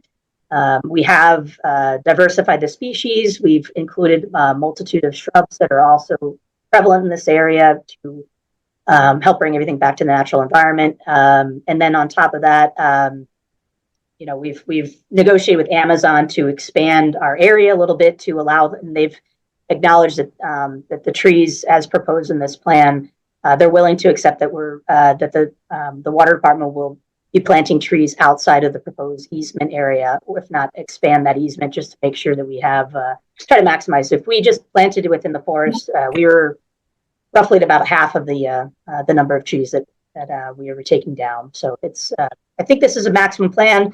The thoughts were, I know that the 2-to-1 is really the goal here. We're hoping for a trade for some of the shrubs to equate to some trees, to get us to the 1-to-1 at the very least.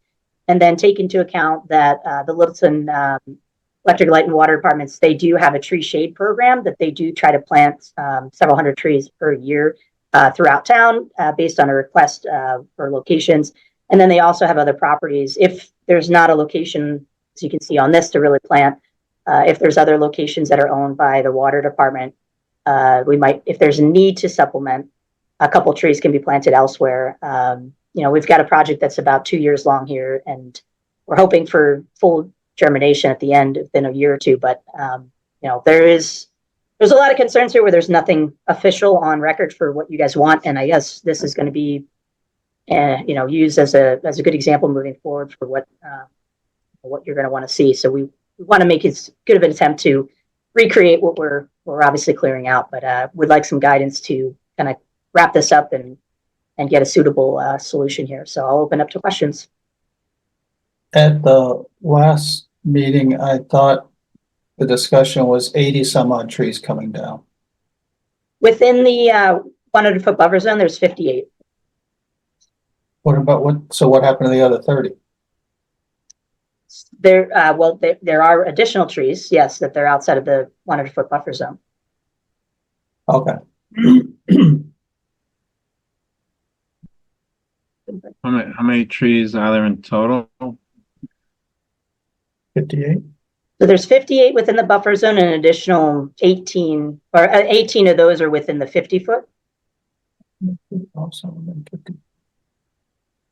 What is that right column? It's kind of subgroup of 100, also within 50. What does that mean?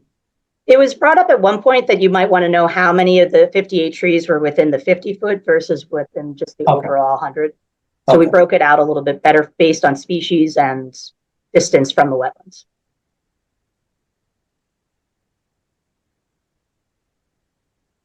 So you're down to 1-to-1 now for the tree replacement? The tree to tree ratio is, so we are taking down 58 and we're proposing for 52 and then supplementing with 122 shrubs. I can bring up that. Okay. So I think we need to be really careful here. We just had a couple discussions earlier on the agenda. There was one discussion on one tree on a person's property, and one of the commission members was, because of the size of it, was saying, 1-to-1 or even 2-to-1 wasn't enough because of the size of it. I think we have to be really careful. First of all, deciding 1-to-1 is what we're looking for, and anything less is absolutely, in my mind, not acceptable. I don't think we're in a position to bargain with shrubs or mitigate. I think we have to look at the site we have, what we're losing, and do the best we can to recover that loss. Which basically it's impossible for us to recover the loss. We have to do the best we can to show that good faith. You're putting in a dead zone with the paving, and at a minimum, I'm not comfortable with less than 1-to-1, and I don't think the however many 120 shrubs. Amy, you're the expert here. I'm just the novice, but it doesn't feel to me like putting 120 shrubs equates or gives enough to replace the trees. I don't think you can substitute. I think if you lose a tree, you replace the tree. Right, that's how I'm You thinking. you can add, you can We were add, you talking- can add shrubs if you want, but Yeah. they're not replacing, I'm not using them as a bargaining chip to replace trees. And I thought last time that we talked about more than a one-to-one. One-to-one is a minimum to me at least. We did because of the size of some of the trees, which is similar to the discussion that we had earlier tonight. Where, yeah, we definitely talked about more than just one-to-one. Yeah. You have in the past when someone has taken down a tree and given the setting, it's really not suitable to put in another tree. Said, then let's try to at least make up some habitat with the shrubs. And that's always going to be the issue with, someone taking down a tree in the yard is one thing, but when someone is building something, they no longer have room for mitigation. So I think right now they've pretty much used every square inch, but it's less than one-to-one. We're in a tough position, Amy. Yep. We have to make this call correctly because other applicants are watching. And whatever our decision is here is precedent setting for future projects that come through to us. So we have to be very careful. Yeah, I don't disagree with you, Carl, but I agree with what Amy said, that they appear to be maximizing the space that they can on the site, and now it's up to us to determine if that's enough, right? If a different applicant were to come in front of us, similar to what we saw earlier tonight, and we're like, oh no, I can't fit more than a 1-to-1 ratio on my site, and we can clearly look at that and say, well, no, you can, you just don't want to. I think that's very different than what we're seeing here. The applicant is trying to do with what they can at the site. Now, whether we think that's enough, I think that's different. That we have our own opinions on. But setting a precedent, I'm not overly concerned with setting a precedent on some sort of a ratio when you look at their plan here, and every area of disturbed land or other land that they've found on the property is now going to have some sort of planting in it. They're making the effort. They're making the effort, Kyle, but they're not doing one-to-one. And we have in other cases said, if you can't do the one-to-one where you are, or whatever the ratio is, then put the trees elsewhere. That's where I was going, right? But that's not what Carl said. I'm just talking about the precedent portion, right? We can't just say, well, you didn't meet the 1-to-1 ratio on their site, so no. But now we have a discussion on what's next. Yeah, I mean, So right again, now this is not adequate for me. But again, Ed,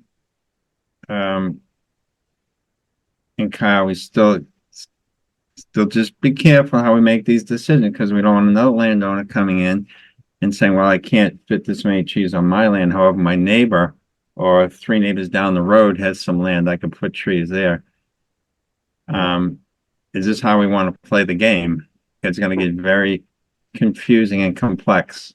Right, but that's what I'm saying. We have the knowledge of looking at these properties. That's why we do site visits too. And it would be a really high bar for somebody to convince you that they can't fit a tree there, right? You have the experience to go to a site and say, you could put a tree right here. If it's just that you don't want to, then you say no to the project, I guess, right? That's, yeah. I guess my question to you, do you see somewhere else on this site where they can improve the ratio, where you would be comfortable getting the ratio above 1-to-1? I don't know how big the site is. Is that the site right there? This is the entire parcel. Seems to be a lot of land. It's either wetlands or forested. Predominantly. This is all wetlands inside, the lighter grayish brown, and then the green is obviously the forested area. So the black is the border. There are wetland species of trees. Those are pretty wet wetlands. I mean, except for right around where Amazon is, which is basically actually off of this property, the site is not disturbed. And we did look south, and, you know, until you get to Monarch, it's pretty naturalized out there. The shrubs they're putting that are being proposed, can any of that space be given trees? Or are the shrubs, because where the shrubs are going is not conducive to trees? The reason why we're putting shrubs in is that there's not enough space to put trees fully. And we're filling in some areas with some shrubs and trees. But the That trees area already has Yeah. canopy on top. Sure.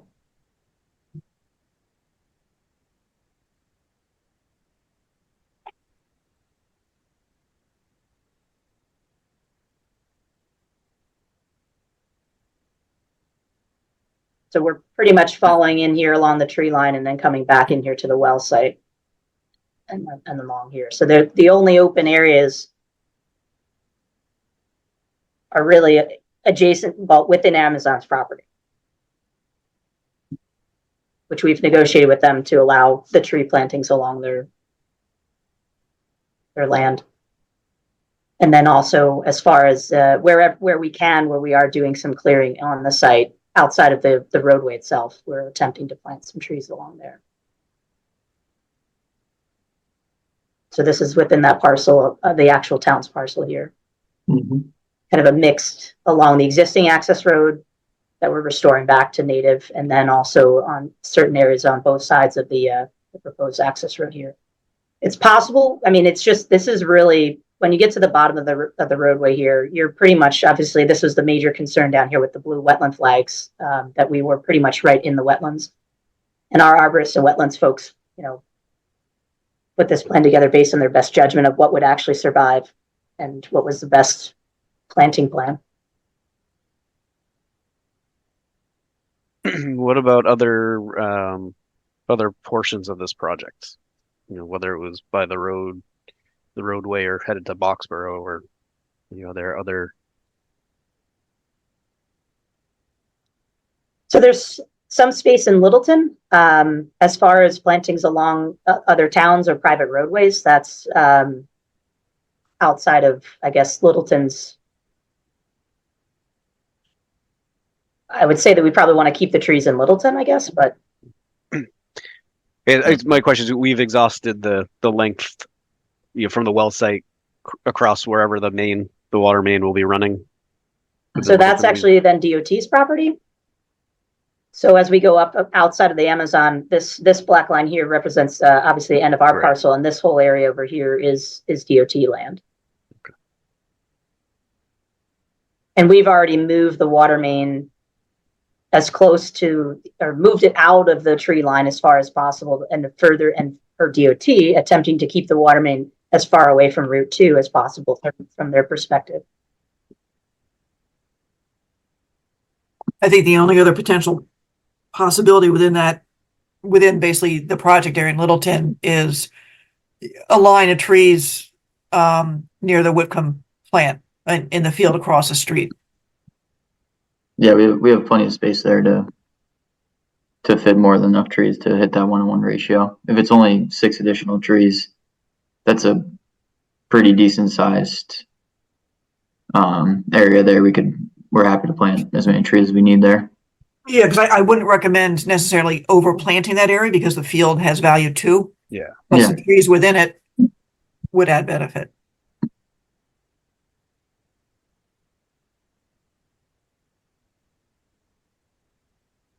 I'd like to hear the wildlife report on these trees. Sure. Rana, are you on the call? Yep. Hi everyone. Can you hear me okay? Brianna Summers from Weston and Sampson. Yeah, so I worked on this planting plan with an arborist in our office. And we went out to the site. We conducted a couple of wildlife habitat evaluations a couple weeks ago. And we conducted 3 total. We did 1 in buffer zone, 1 in bordering land subject to flooding, and then 1 in riverfront area. And we did submit a report just with the wildlife habitat evals attached, and then kind of outlining like key habitat features that we observed on site.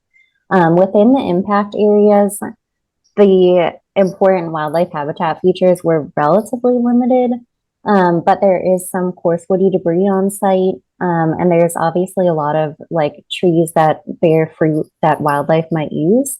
And it's a primarily a white pine oak dominated forest, so there's a lot of oak trees bearing acorns that a lot of different wildlife species will use.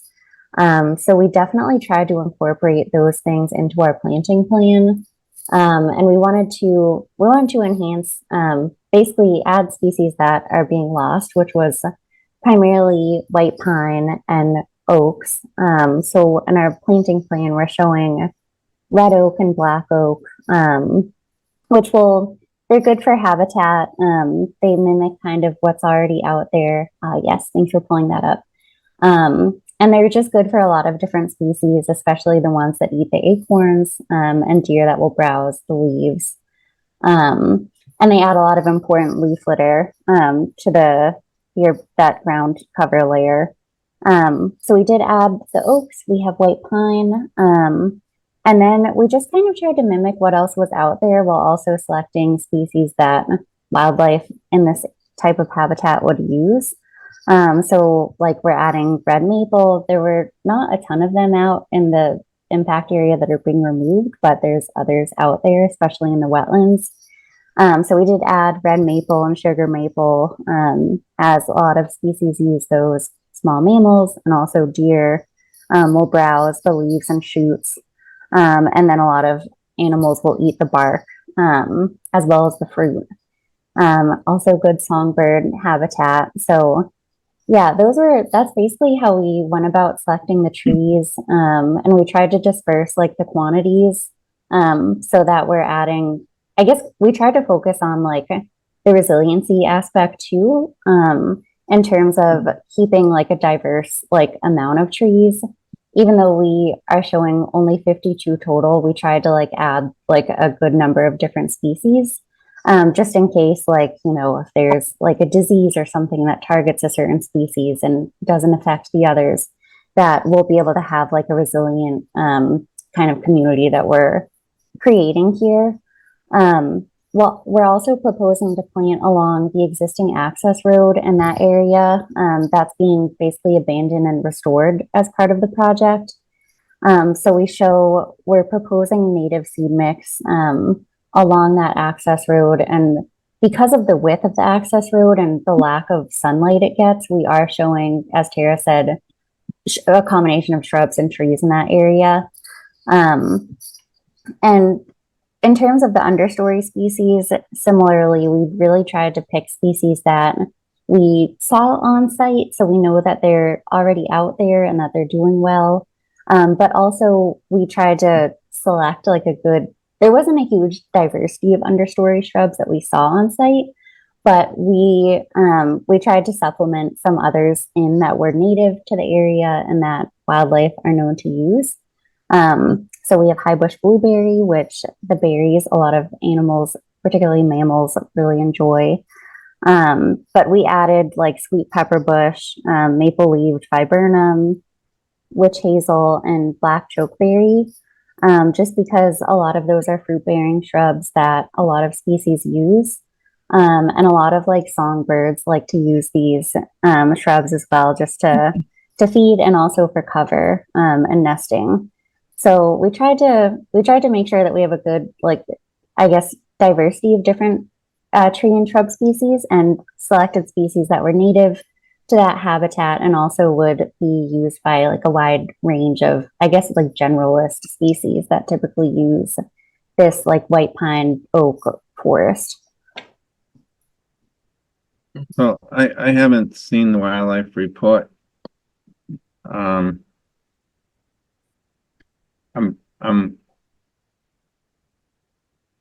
Part of that report should focus on what we are currently losing wildlife value with the loss of these trees. So it's currently there. What time of year did you go out and do this study? We went out, when was it? It was a few weeks, so like in January. So it was the winter time. But there was a tree. Not your heaviest use for wildlife to get a good indication of what's going on. Right, but we took notes of like, there was a formal tree survey that was done. So we have like the species that are being taken down. And we did take note of things like coarse woody debris, snags. Also, I'll just add on that all the wetland scientists that have been out to this site over the last 3 years have been out there probably about 30 times. And they were all part of this plan, the wildlife plan, as well as the tree survey plan, making comments on it. So we've been out there throughout the year at different years. And we also did a pumping test several years back. So we're pretty familiar with this area.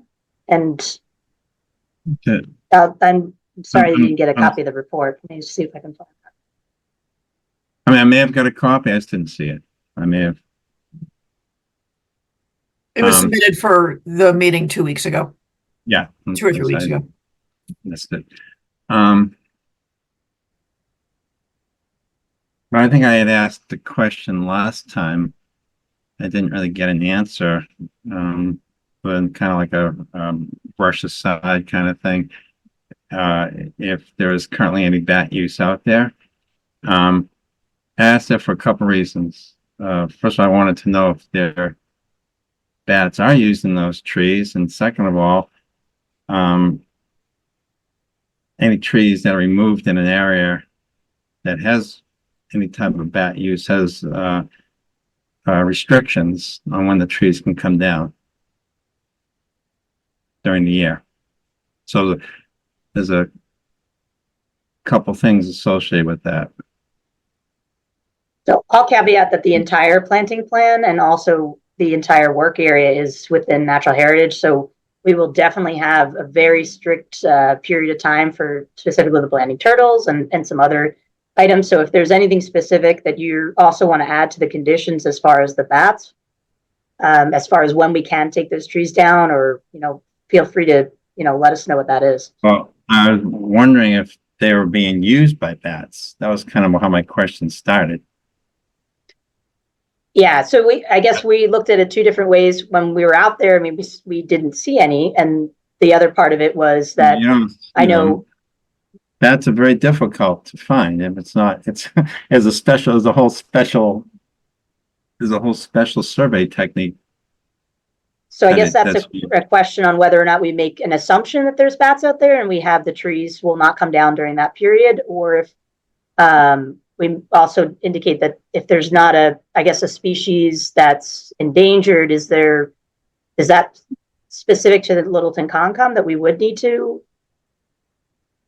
I guess we're confused on exactly what needs to be happening for this. I don't think it's confusion. I think it's just all I'm looking for is just making sure that what we're losing in trees, because we don't take, as you can tell, we don't take lots of trees lightly at all, and it's going to be we're going to take them less likely as time moves on here. But I think what I'm asking for, and could be the only one on the board asking for this, is just get a good handle on wildlife use. And then the only way I use bats is just one example of something I didn't see any information on. Brianna, do you want to go a little bit into the actual wildlife survey and your report? Maybe address that a little bit based on the limited overall limited area that we're disturbing in the overall parcel. Sure. Yeah. I would say I was just, as we were talking, I was looking up the northern long-eared bat map to see if they're mapped in this area. I don't think any of them are, but yeah. So for what it's worth, it doesn't look like there's any mapped, like known hibernacula or maternity roost trees for the northern long-eared bat on site, the federally endangered species. But we did, during our wildlife habitat evaluations, when we were on site, we took note of the size of trees that are coming down. Like, do they have features like exfoliating bark that usually are like palatable to bats that would roost in the trees? Are they large enough? Do they have cavities? We also looked at the number of like standing dead trees that were coming down. And in terms of like the dead trees, we counted, looks like 4 total that are coming down within the buffer zone that measured, they were small, so they measured about 6 to 12 inch DBH. And we did notice that, as you can see on that aerial, there are a lot of like large, expansive emergent wetlands on site that have a lot of like those snags, like the large snags, and then with like big cavities that a lot of bats may prefer, I guess, in terms of like with cavities and like big snags that they would use. There weren't a lot of those type trees that are being taken down in our like project area. And then of course there are some larger trees that we are proposing to take down that we didn't notice any cavities. As we're talking, I'm just double checking. I don't think we counted trees with cavities. There was one red oak tree that had a small cavity that appeared to be from woodpecker activity. So definitely was evidence of woodpecker usage. But in terms of other cavities, we didn't notice any like in the trees that we saw on site, and we were looking for signs of that. Having said that, obviously we haven't done a formal like acoustic survey for the bats or a mist net survey or anything like that. But we are trying to mimic like those trees that are being taken down with similar species that will eventually grow into trees that the bats could use. So, thank you for that. But was there any indication that in your winter site visit here, were there any raptor activity in the trees? I mean, it seems like a perfect place for raptors to be sitting on those higher branches near that wetland. Yeah, it definitely seems like it would be good raptor habitat, but more so in like I said, there's a lot of snags and like larger trees along the outside of this emergent marsh. But that's not the area where we're going to be impacting or clearing trees. So I would say that we didn't notice any raptors while we were on site, but definitely is habitat for them. But I feel like they would most likely be more drawn, I guess, to the wetlands. So does replacing a 24-inch tree with a 3-inch tree, this is the problem that we wind up having. Loss of a big tree, we replace it with a 2 to 3 inch sapling. Does that serve the same function? And the answer to that is no, it doesn't. It can't. It's impossible.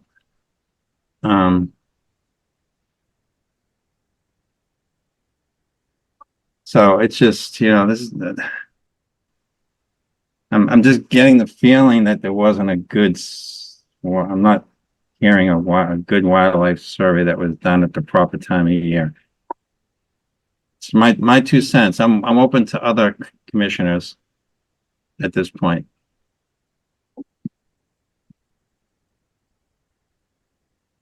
Ed or Michael, you have any other comments?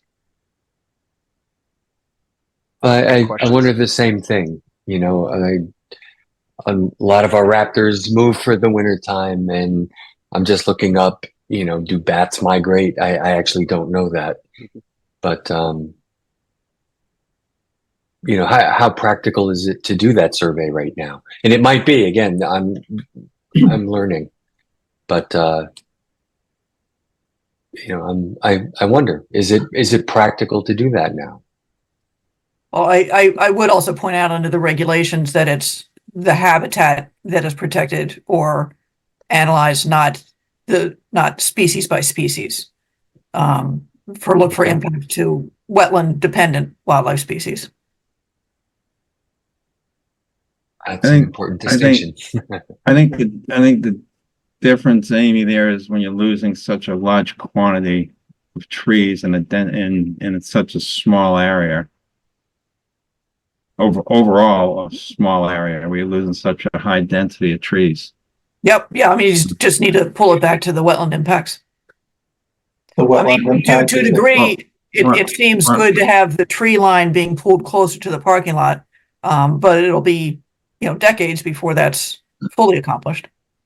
Yeah, the wetland impact here is that they're destroying a habitat in favor of arguably something that is also important, but I said this last time, I'll say it again. You're basically putting in a no man's zone, cutting in half an ecosystem that the animals are using today without any issues. And our goal here is to protect them as much as possible and not to make it easier to build the project. Not to make it harder either, I'm not saying that, but we're here to protect the land and the animals. That's my opinion. Terry, you still haven't heard back final words from NHESP yet? Is that? We have not, unfortunately. They indicated that they're swamped and we're trying to set up a meeting with them next week to just discuss this. They unfortunately have not been able to finalize their decision. Okay. And Amy, correct me if I'm wrong, but logistically, it would make sense that we could not close until they. I'm not saying we do need to kind of move things along for both benefits here, but we can't act on this tonight, regardless one way or the other, without having their final say in hand, right?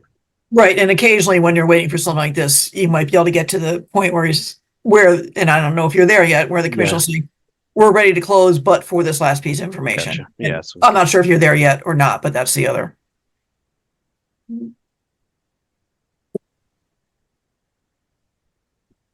So I guess really is there more information you want, or do you just need to evaluate the information you have? That's what I was just gonna ask Carl, Carl and Ed. They're going to be coming back in a couple weeks, I imagine, hopefully, if not more. I don't know what new information they could bring me back at this time of year. Well, at the very least, we could look at planting off-site from here, but within the project area. For me, at least getting it to a 1-to-1 trees. I'm going to lean on Kyle on the raptors and the bats and so forth, because he knows a lot more about that than I. But I'm not comfortable if we are at least a 1-to-1. However we get there.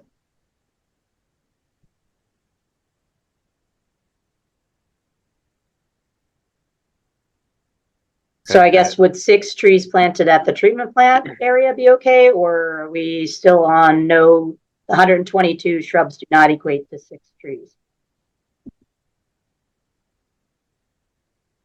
I think you can take from this that the 122 shrubs, as beneficial as they are on this property, or do not reflect the other 6 large diameter trees that are being removed. Yeah. Okay. No. Right. The 122 shrubs could add to the loss of the trees, but can't replace trees. Just want to clarify that, Kyle. Yeah, that makes sense to me, Carl.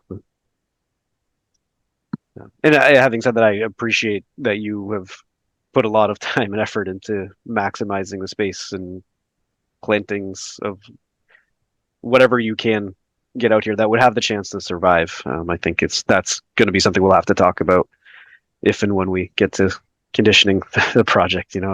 Making sure that these do survive and they don't just get planted and walk away once construction's complete. And the town's pretty good about that. I'm sure Matt and his team would be willing to work with us, monitoring these for a few years at least. Yeah, I think there was I think there was something in that report that Tara put together that said we would submit, I think it was annual reports based on how the plantings were, if they were successful or not. Yeah, Amy had sent over some draft conditions that have been placed in other previous projects that were more than amenable to the contractor. Right now, we would be indicating 1 year, but I think that's something that I would assume the Littleton Water Department would be amenable to increasing to 2 years, but then having a 3-year total potential monitoring, 75% regrowth.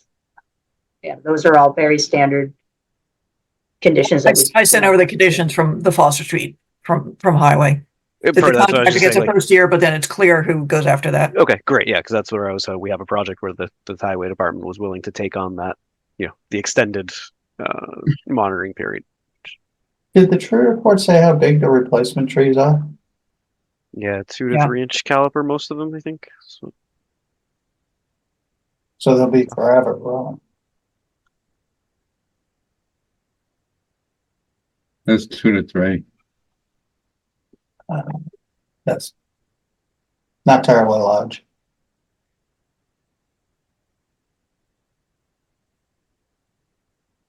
It's always a balance because sometimes the smaller trees are more successful yeah, Yeah. and the bigger a little trees bit have more of a robust. shock when they're transplanted. Nope, I get it. Besides the expense. Yeah. This expense is a big part of it, yeah. All right, well. For me, however we do it, 1-to-1 tree is essential. And well, the wildlife report with the raptors and the bats and so forth. It doesn't sound like you're gonna be able to get that. I mean, a lot of animals, they hibernate for the winter or they just are a lot less active. So I don't know how Yeah. to about that one, but I guess as far as raptors and their nests, there was no indication of nests, and there are in the wetlands, you can still see them out there, but not in our area that we're taking trees down. But I guess They might that's not. where, right, they might not be nesting in that area, but that doesn't mean they're not hunting in that area. correct. I guess that's where we were trying to, reiterate a little bit earlier on the overall side of the parcel. Yeah. With the amount of actual acres that were removal, the tree removal is 0.42 acres compared to the overall 60 or so acres of the entire parcel. But Fair enough. no, we get it. We understand. I mean, we're trying our best, and I think we'll aim to try to plant additional trees over at the treatment plant. I don't want to reduce the 20-foot on center. I think we've agreed internally that cutting that down to 15 feet, it's just not going to be beneficial for the plantings themselves. So I think we've attempted to maximize this. If there's areas that I guess on site outside of our work area, that's a potential in this 50 some acres. If you really want to replant them in this parcel, we can add 6 trees to the condition to find on parcel. But I think the more logical would probably be just adding trees over by the treatment plant that is located a little bit further north. I'm okay with it being elsewhere. So. It's certainly in the same watershed and Yeah. within flight line. Not for the small mammals, but yeah. And the reason I hadn't seen any nests is it's not the nesting season. We've been out there for a few years, so we have. Mhm. Okay. Okay, so I guess the next question, do we want to talk again in 2 weeks at our next meeting on the 20th? What will happen in 2 weeks to make it a worthwhile time for them as well as us? Well, that's why I'm asking. They have the option of continuing to the 20th or into March. Continue to the 20th and report on the extra trees. But if Natural Heritage hasn't responded, they can just let me know and I'll push them. Defer. Okay, yeah, that sounds good to me, Amy. So am I hearing correctly, though? I guess I just want to clarify that it sounds like 1 or 2 of the commissioners are actually requesting that we do additional wildlife survey, or I guess is that, can we what will we do if we do see them? I guess what is the counter to that? Yeah, I guess my answer to that, if it covers the interest of the act, I mean, that's really what we base our decisions on. And wildlife is one of the interests of the act. So, as long as we're happy that particular interest has been covered thoroughly, then you're good. And I just looked up the time of year restriction for bats, and this was in a 30-second review. It looks like the roosting season is October to April, and that would be, they say, no trees removed, which means you'd be moving, if you're going to avoid that, you'd be moving the trees when everybody else is nesting. Oh. So I'm not sure that's it's up to you if you think that's a worthwhile balance, or I mean, we're probably going to be sounds like governed you're on more this. likely to have songbirds out there type, or even ground nesting birds, than bats, but What would you be looking at for when you would be? I'll hold off on my subjective comment and just say, when will you be taking the trees down? So it's going to be more or less dictated by natural heritage based on the species that are out there as far as endangered. That's that's our intent, to follow that number as paramount. And then if we've got a certain window that fits as much as we can, that would be a goal. But I think those are the species we're most concerned about. All right. Well, doing what Amy said, what was it, 2 weeks? With the updated tree planting, and I think you said if something doesn't happen, then it gets pushed. That works for me if it works for the rest of the commissioners. Works for me. And the only other thing, if we wanted to potentially start talking conditions, if that's the direction we're headed, but I don't know that we need to have a meeting just for them to come in and do that. So put them on the schedule for the 20th, and yeah. And as far as the four of you know, you will be here on the 20th. I will. We have to manage that expectation too. Yes, that's school vacation week, right? But I think I should be. That's right. I should be. Yeah, I'll be out Monday, but I'll be here Tuesday. Yeah. As far as I do not think I will be available on the 20th. Okay, well that rules that one out. That changes things. Now, having said that, I mean, I'm okay going into March, but that doesn't deter you and your team from passing along anything you get from an EGSP or supplemental planting plans. Yeah, I did check with town council, and they're okay with having the discussion when there's only 3 voting members there. Otherwise, you have quorum. But waiting for the vote.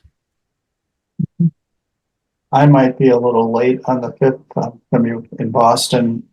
I don't expect to be very much late, half hour maybe. So I'm okay with the 5th also. Like that.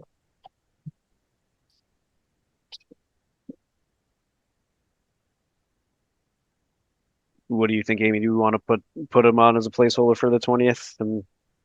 Well, it's kind of up to the water department, but yep. I mean, it doesn't hurt to put them on as a placeholder, and then we can start. I think if we could get on the agenda for the 20th, that'd be good.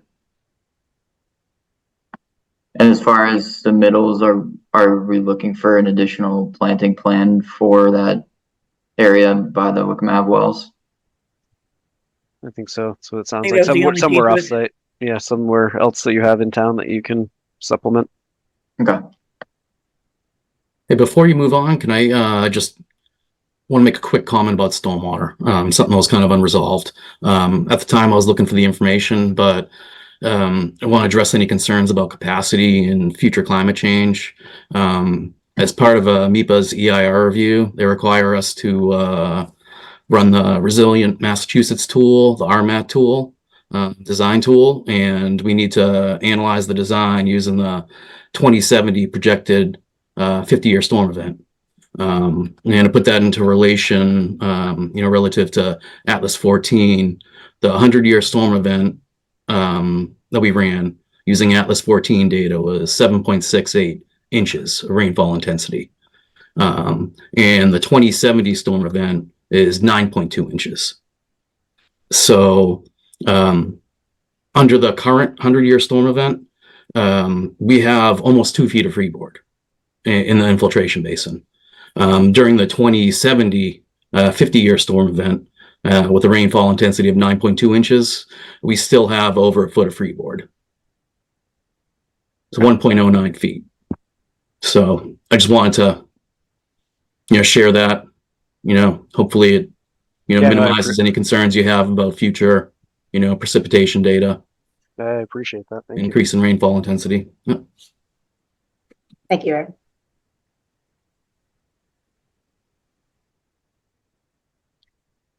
Okay.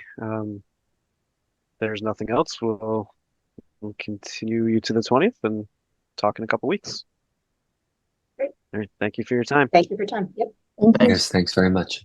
Thank Thank you. you. Okay, Chase, take it back, please. Yeah. You get the fun stuff. We have two items on the agenda: Lakeshore compliance guidance discussion and the tree protection policy. First question for the commission is, do we want to spend time on those tonight, or do we want to continue to push those a little bit? I'm feeling it's kind of late.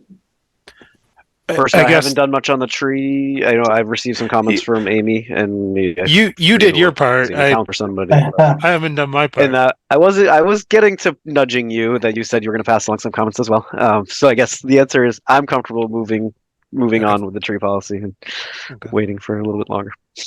Michael, the Lakeshore compliance guidance discussion. Yeah, I'm happy moving it also. Amy sent some comments along, and I'm going to debate her on some of the language, but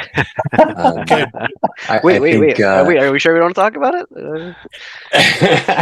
That's a debate I might want to hear. Yeah. No, I'll give you the, as long as we get we'll to give you see the it. highlights. The next meeting, we can hear the debate. That's fine. Cool. Yeah, I'm not sure I want to hear that debate. I just want to know that it's been debated and the outcome is good. So coming back to the administrative discussion, Amy, you got there are highlights you want to hit here, things that you want to skip over? Yeah, the town parcel ownership and evaluation piece of it, I wasn't clear if anybody on the commission wanted to review these, if you all wanted to review them. The entire process is looking at every town-owned parcel. So it's been a huge, lengthy process. Was it 5 or 6 or whatever that I pulled out, I think are extremely low-hanging fruit. And I know Kathy Miller is going to the select board. I'm not sure exactly when on some other issues on this kind of subject. So I'd like to try to do it all at once. Speaking solely for myself, I would rather you run with that. You've got so much more knowledge and expertise here than all I'm going to do is look at it and say, what does Amy say? I'll do what she says. These are almost all just currently kind of misidentified. You know, the Williams property, Mary Shepherd was bought like ages ago. And when it's first bought, it goes to select board. It just never made it to Concom. It's very clear in the deed that it's care and custody. So I picked the real low hanging fruits on these. What are you laughing at? You got to sneak like one really squirrely one in there. So they're like, yeah, easy. That one must be easy. Yeah. I started to actually and said, well, you know, that one touches the orchard, so I'm pulling that one out, you know, so hopefully anything I think that anyone's going to have any problem with, I just we'll deal with that later. Do you need a vote from the commission, presuming others agree with what I put forward, and certainly speak up if you disagree? Do you need a vote from the commission to authorize you to go forward with that?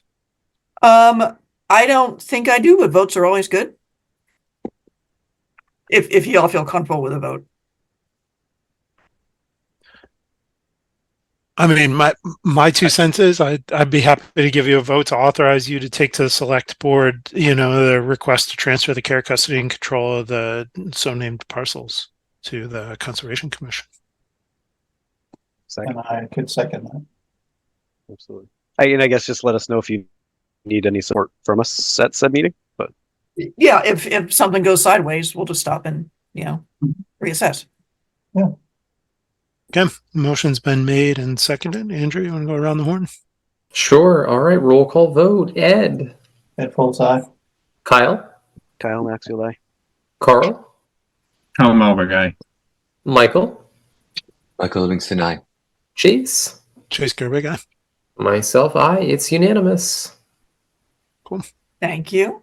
The orchard update, I thought was going to wait for Sarah, but I don't know if you wanted to have some discussion on that. I will point, I looked them up. The next committee meetings are the 14th and 28th, or working committee, whatever They call them. I just wanted to say like 2 minutes of stuff because I just feel that I somehow feel that we're not up to date on all this stuff, and I'm really worried about the way the orchard is being handled at this point. Sending out, solicitations to sell property that's immediately adjacent to conservation land. It just sends up red flags in my mind because we debate acquiring land all the time for millions of dollars, and we already own a piece of land, and now we're trying to sell it. I don't care. The difference in my mind here, Carl, though, is this is a piece of land with an ag restriction on it. I guess that's but it's still what's the difference really? It could be conservation land. I don't care about the buildings. The buildings can be taken down. That's easy. That's 2 days of work, and it just ag preservation and nothing. I think it still has more value as conservation land. It could be grass. It could be turned into grassland for grassland nesting. Where there's a lot of uses rather than sending a solicitation out, basically begging people to come and buy this property, even if you don't know how to farm. That's kind of what the ad said. Come on, and it's just hit me the wrong way. I'm sorry for being so deliberate. It's not like my personality. But. I don't disagree with you, Carl.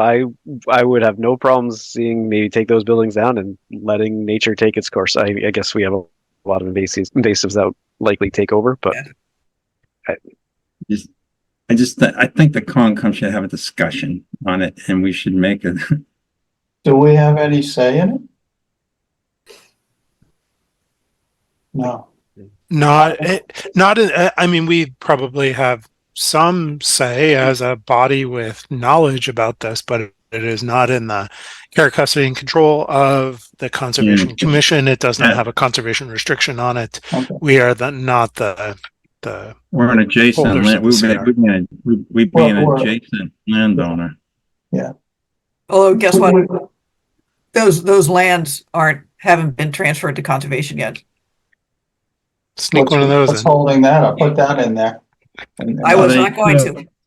It's not picked up. Not quite a third rail, but close enough. So. No, I'm talking our land. The border, the abutting land. You're saying that's not yet conservation. Right. That part does have a piece of the orchard on it. So it's that adds another element of ugliness to the whole thing. I don't feel comfortable. I'm sorry. I just feel we work so hard to buy the property, to buy property to keep it open. Again, we don't have any control, but I guess let me challenge that idea a little bit. That we didn't buy it to keep it open; we bought it for agricultural purposes. We bought it to keep it from being developed. That's the real reason most people. No, I get that, but the real reason most people were willing to buy it is because it was a beautiful piece of property and they did not want more houses. I know that's why I voted for it. So, and I think the time, didn't the Morrison family want to see a continuing operation of ag, of specifically the orchard on site? Because at the end of the day, I mean, whether we want it to return to forest land or grasslands, it does have that APR on it, so we are bound to having it used in an agricultural purpose. So that's another element to this. Yeah, in what way? It hasn't been used as agricultural purpose for 4 years. Yeah. And that's certainly the case, but if somebody was to buy it, they would have to carry on with an ag purpose, whether it's haying the property or orchard trees. But yeah, we've certainly not been going by the restriction ourselves. I mean, but and the state monitors that every year. Yeah, so I mean, and you get a little bit of leeway when you're actively trying to bring it back into agricultural use. I think if the town were to say, yeah, we just want it to be conservation land, we would find the Attorney General has an opinion about that. Oh yeah, for sure. Well, there's a lot of agriculture uses. I mean, Doesn't, it's just I to be just, a I just, hayfield. there are also conservation lands that he used for ag. So it doesn't, don't confuse conservation land as, you know, it could be, we could own it and continue to grow apples there. Doesn't matter. No, So, thank you. I mean, it sounds like All I'm saying, I'm using as an example. Just because it's conservation land, that doesn't mean it sits there and doesn't do anything. I'm not going to fight for me on that. I certainly agree with you. I just see this as a matter where the working group is actively trying to bring it back into an active farming operation. And one of the pathways they're entertaining is a willingness to transfer ownership without removing the ag restrictions and so on that go with that.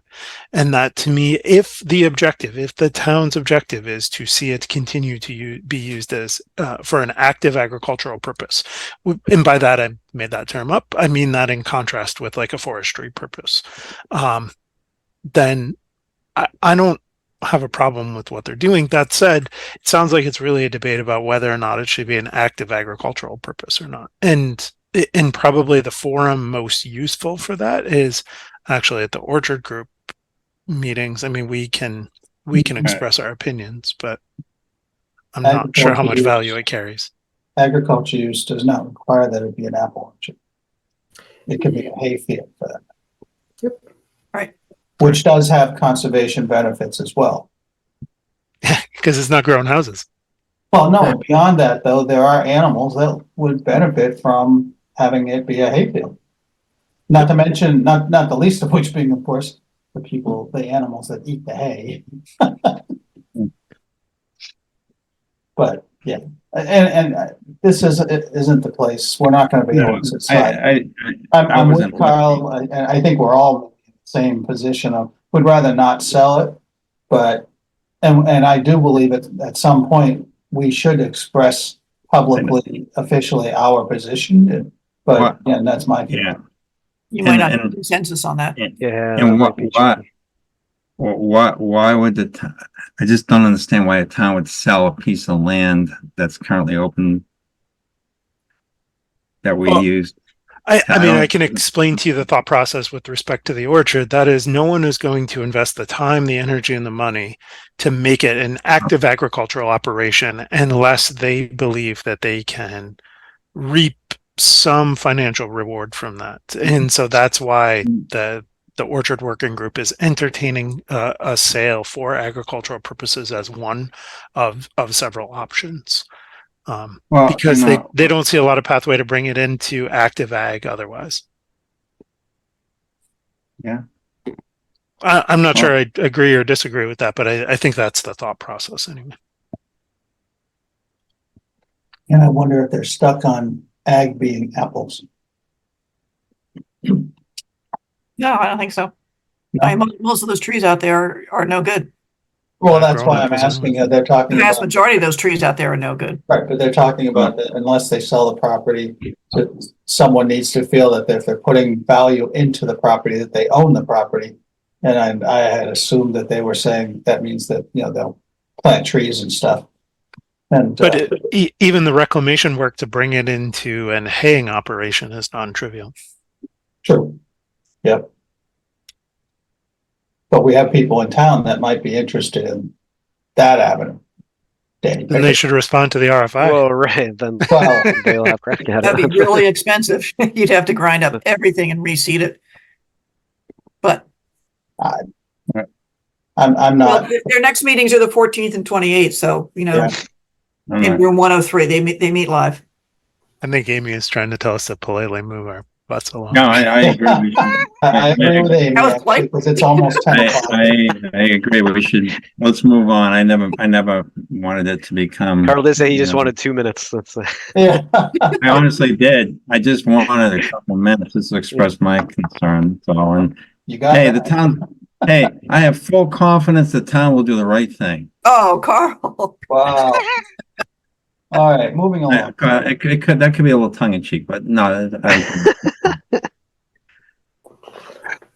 we have left? Okay, Cloverdale Phragmites. Yeah, where we are? just quickly let you know that got funded by CPC and the LELWD community grant. Thank you very much. So that's funded for the 3 years. And if I can get it signed, they can get started.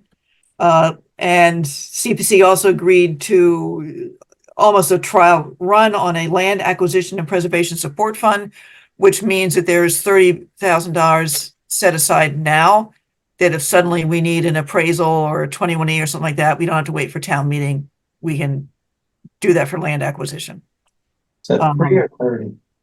So as I said, it's there for 3 years. We may use it, we may not.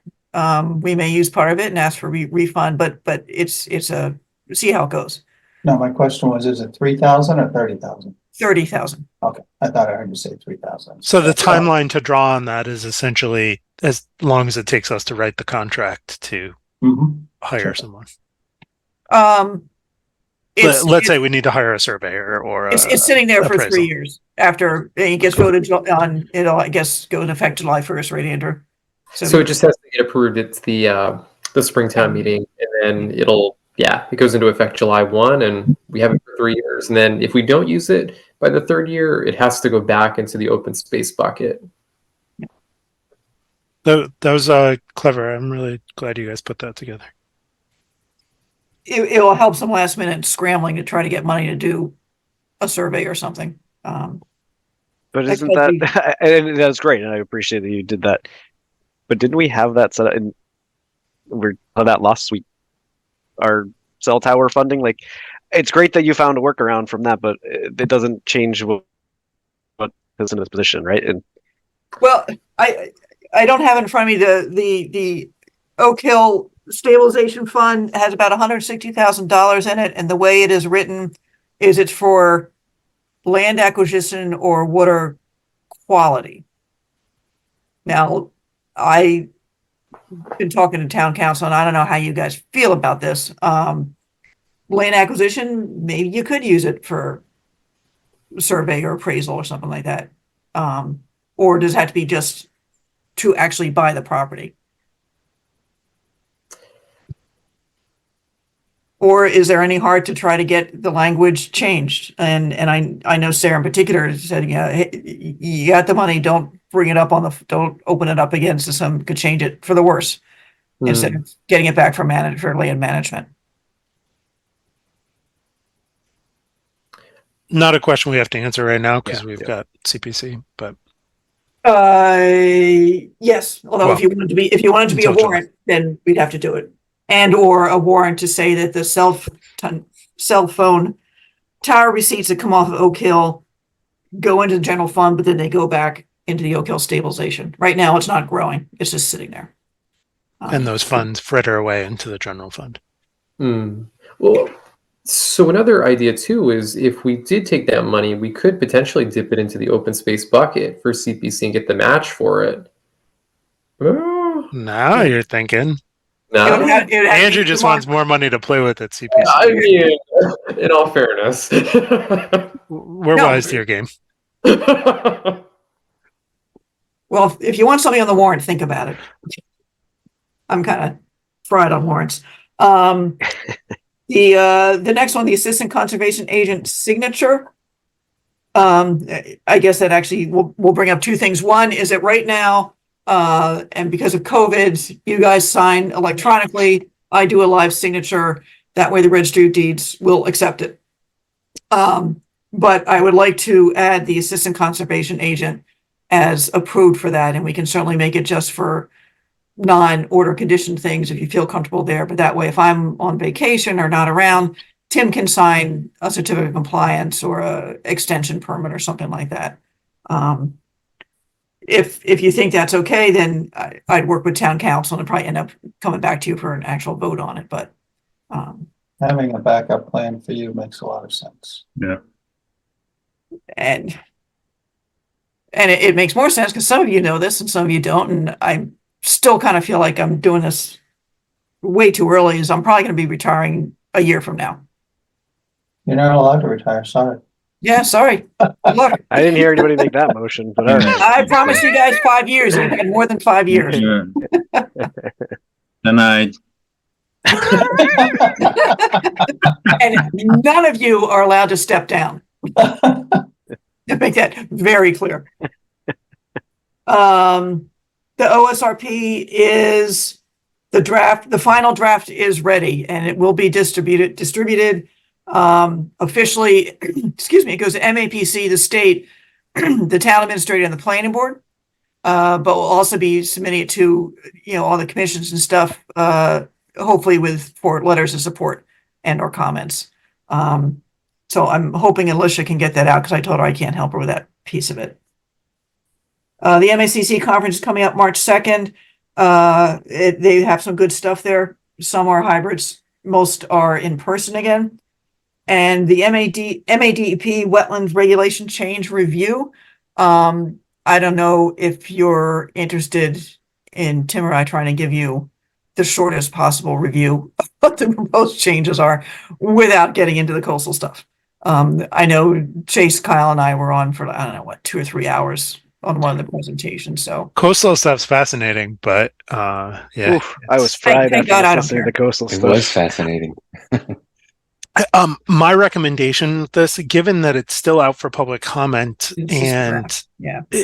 and it's still draft, my 2 cents is our time would be better spent unless commissioners or we as a board want to make comments, that we defer that Cliff's Notes version of the changes until there's a draft final version. Well, it's serious. Yeah.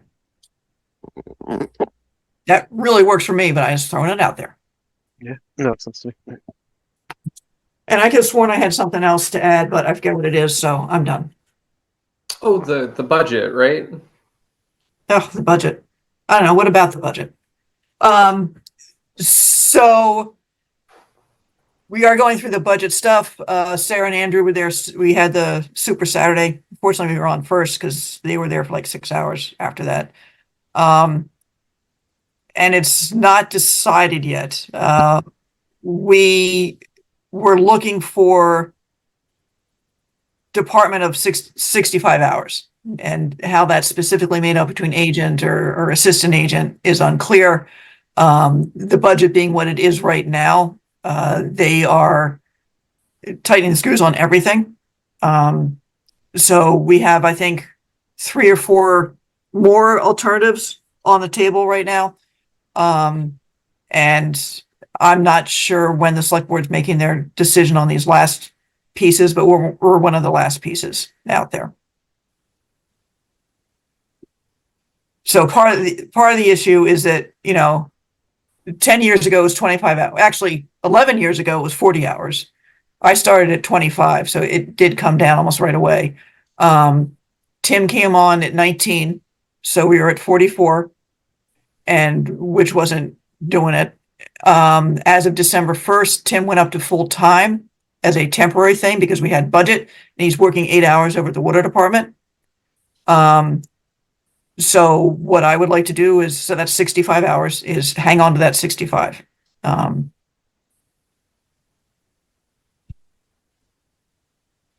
And you can imagine that there's been some pushback on that, and I think in various angles we've advocated for that. Everything from service to residents, the amount of work that Amy and Tim do to help particularly individual property owners navigate some of the idiosyncrasies of the Wetland Protection Act. Some of the work that they do helping us review plans and what we would have to sort of impose upon applicants with respect to peer reviews, but for Amy or Tim's ability to look at things, not to mention the amount of times that Amy has kept us out of litigation, either by helping us not make bad decisions or documenting the decisions we make so that they're well done and clear and fair and compliant. So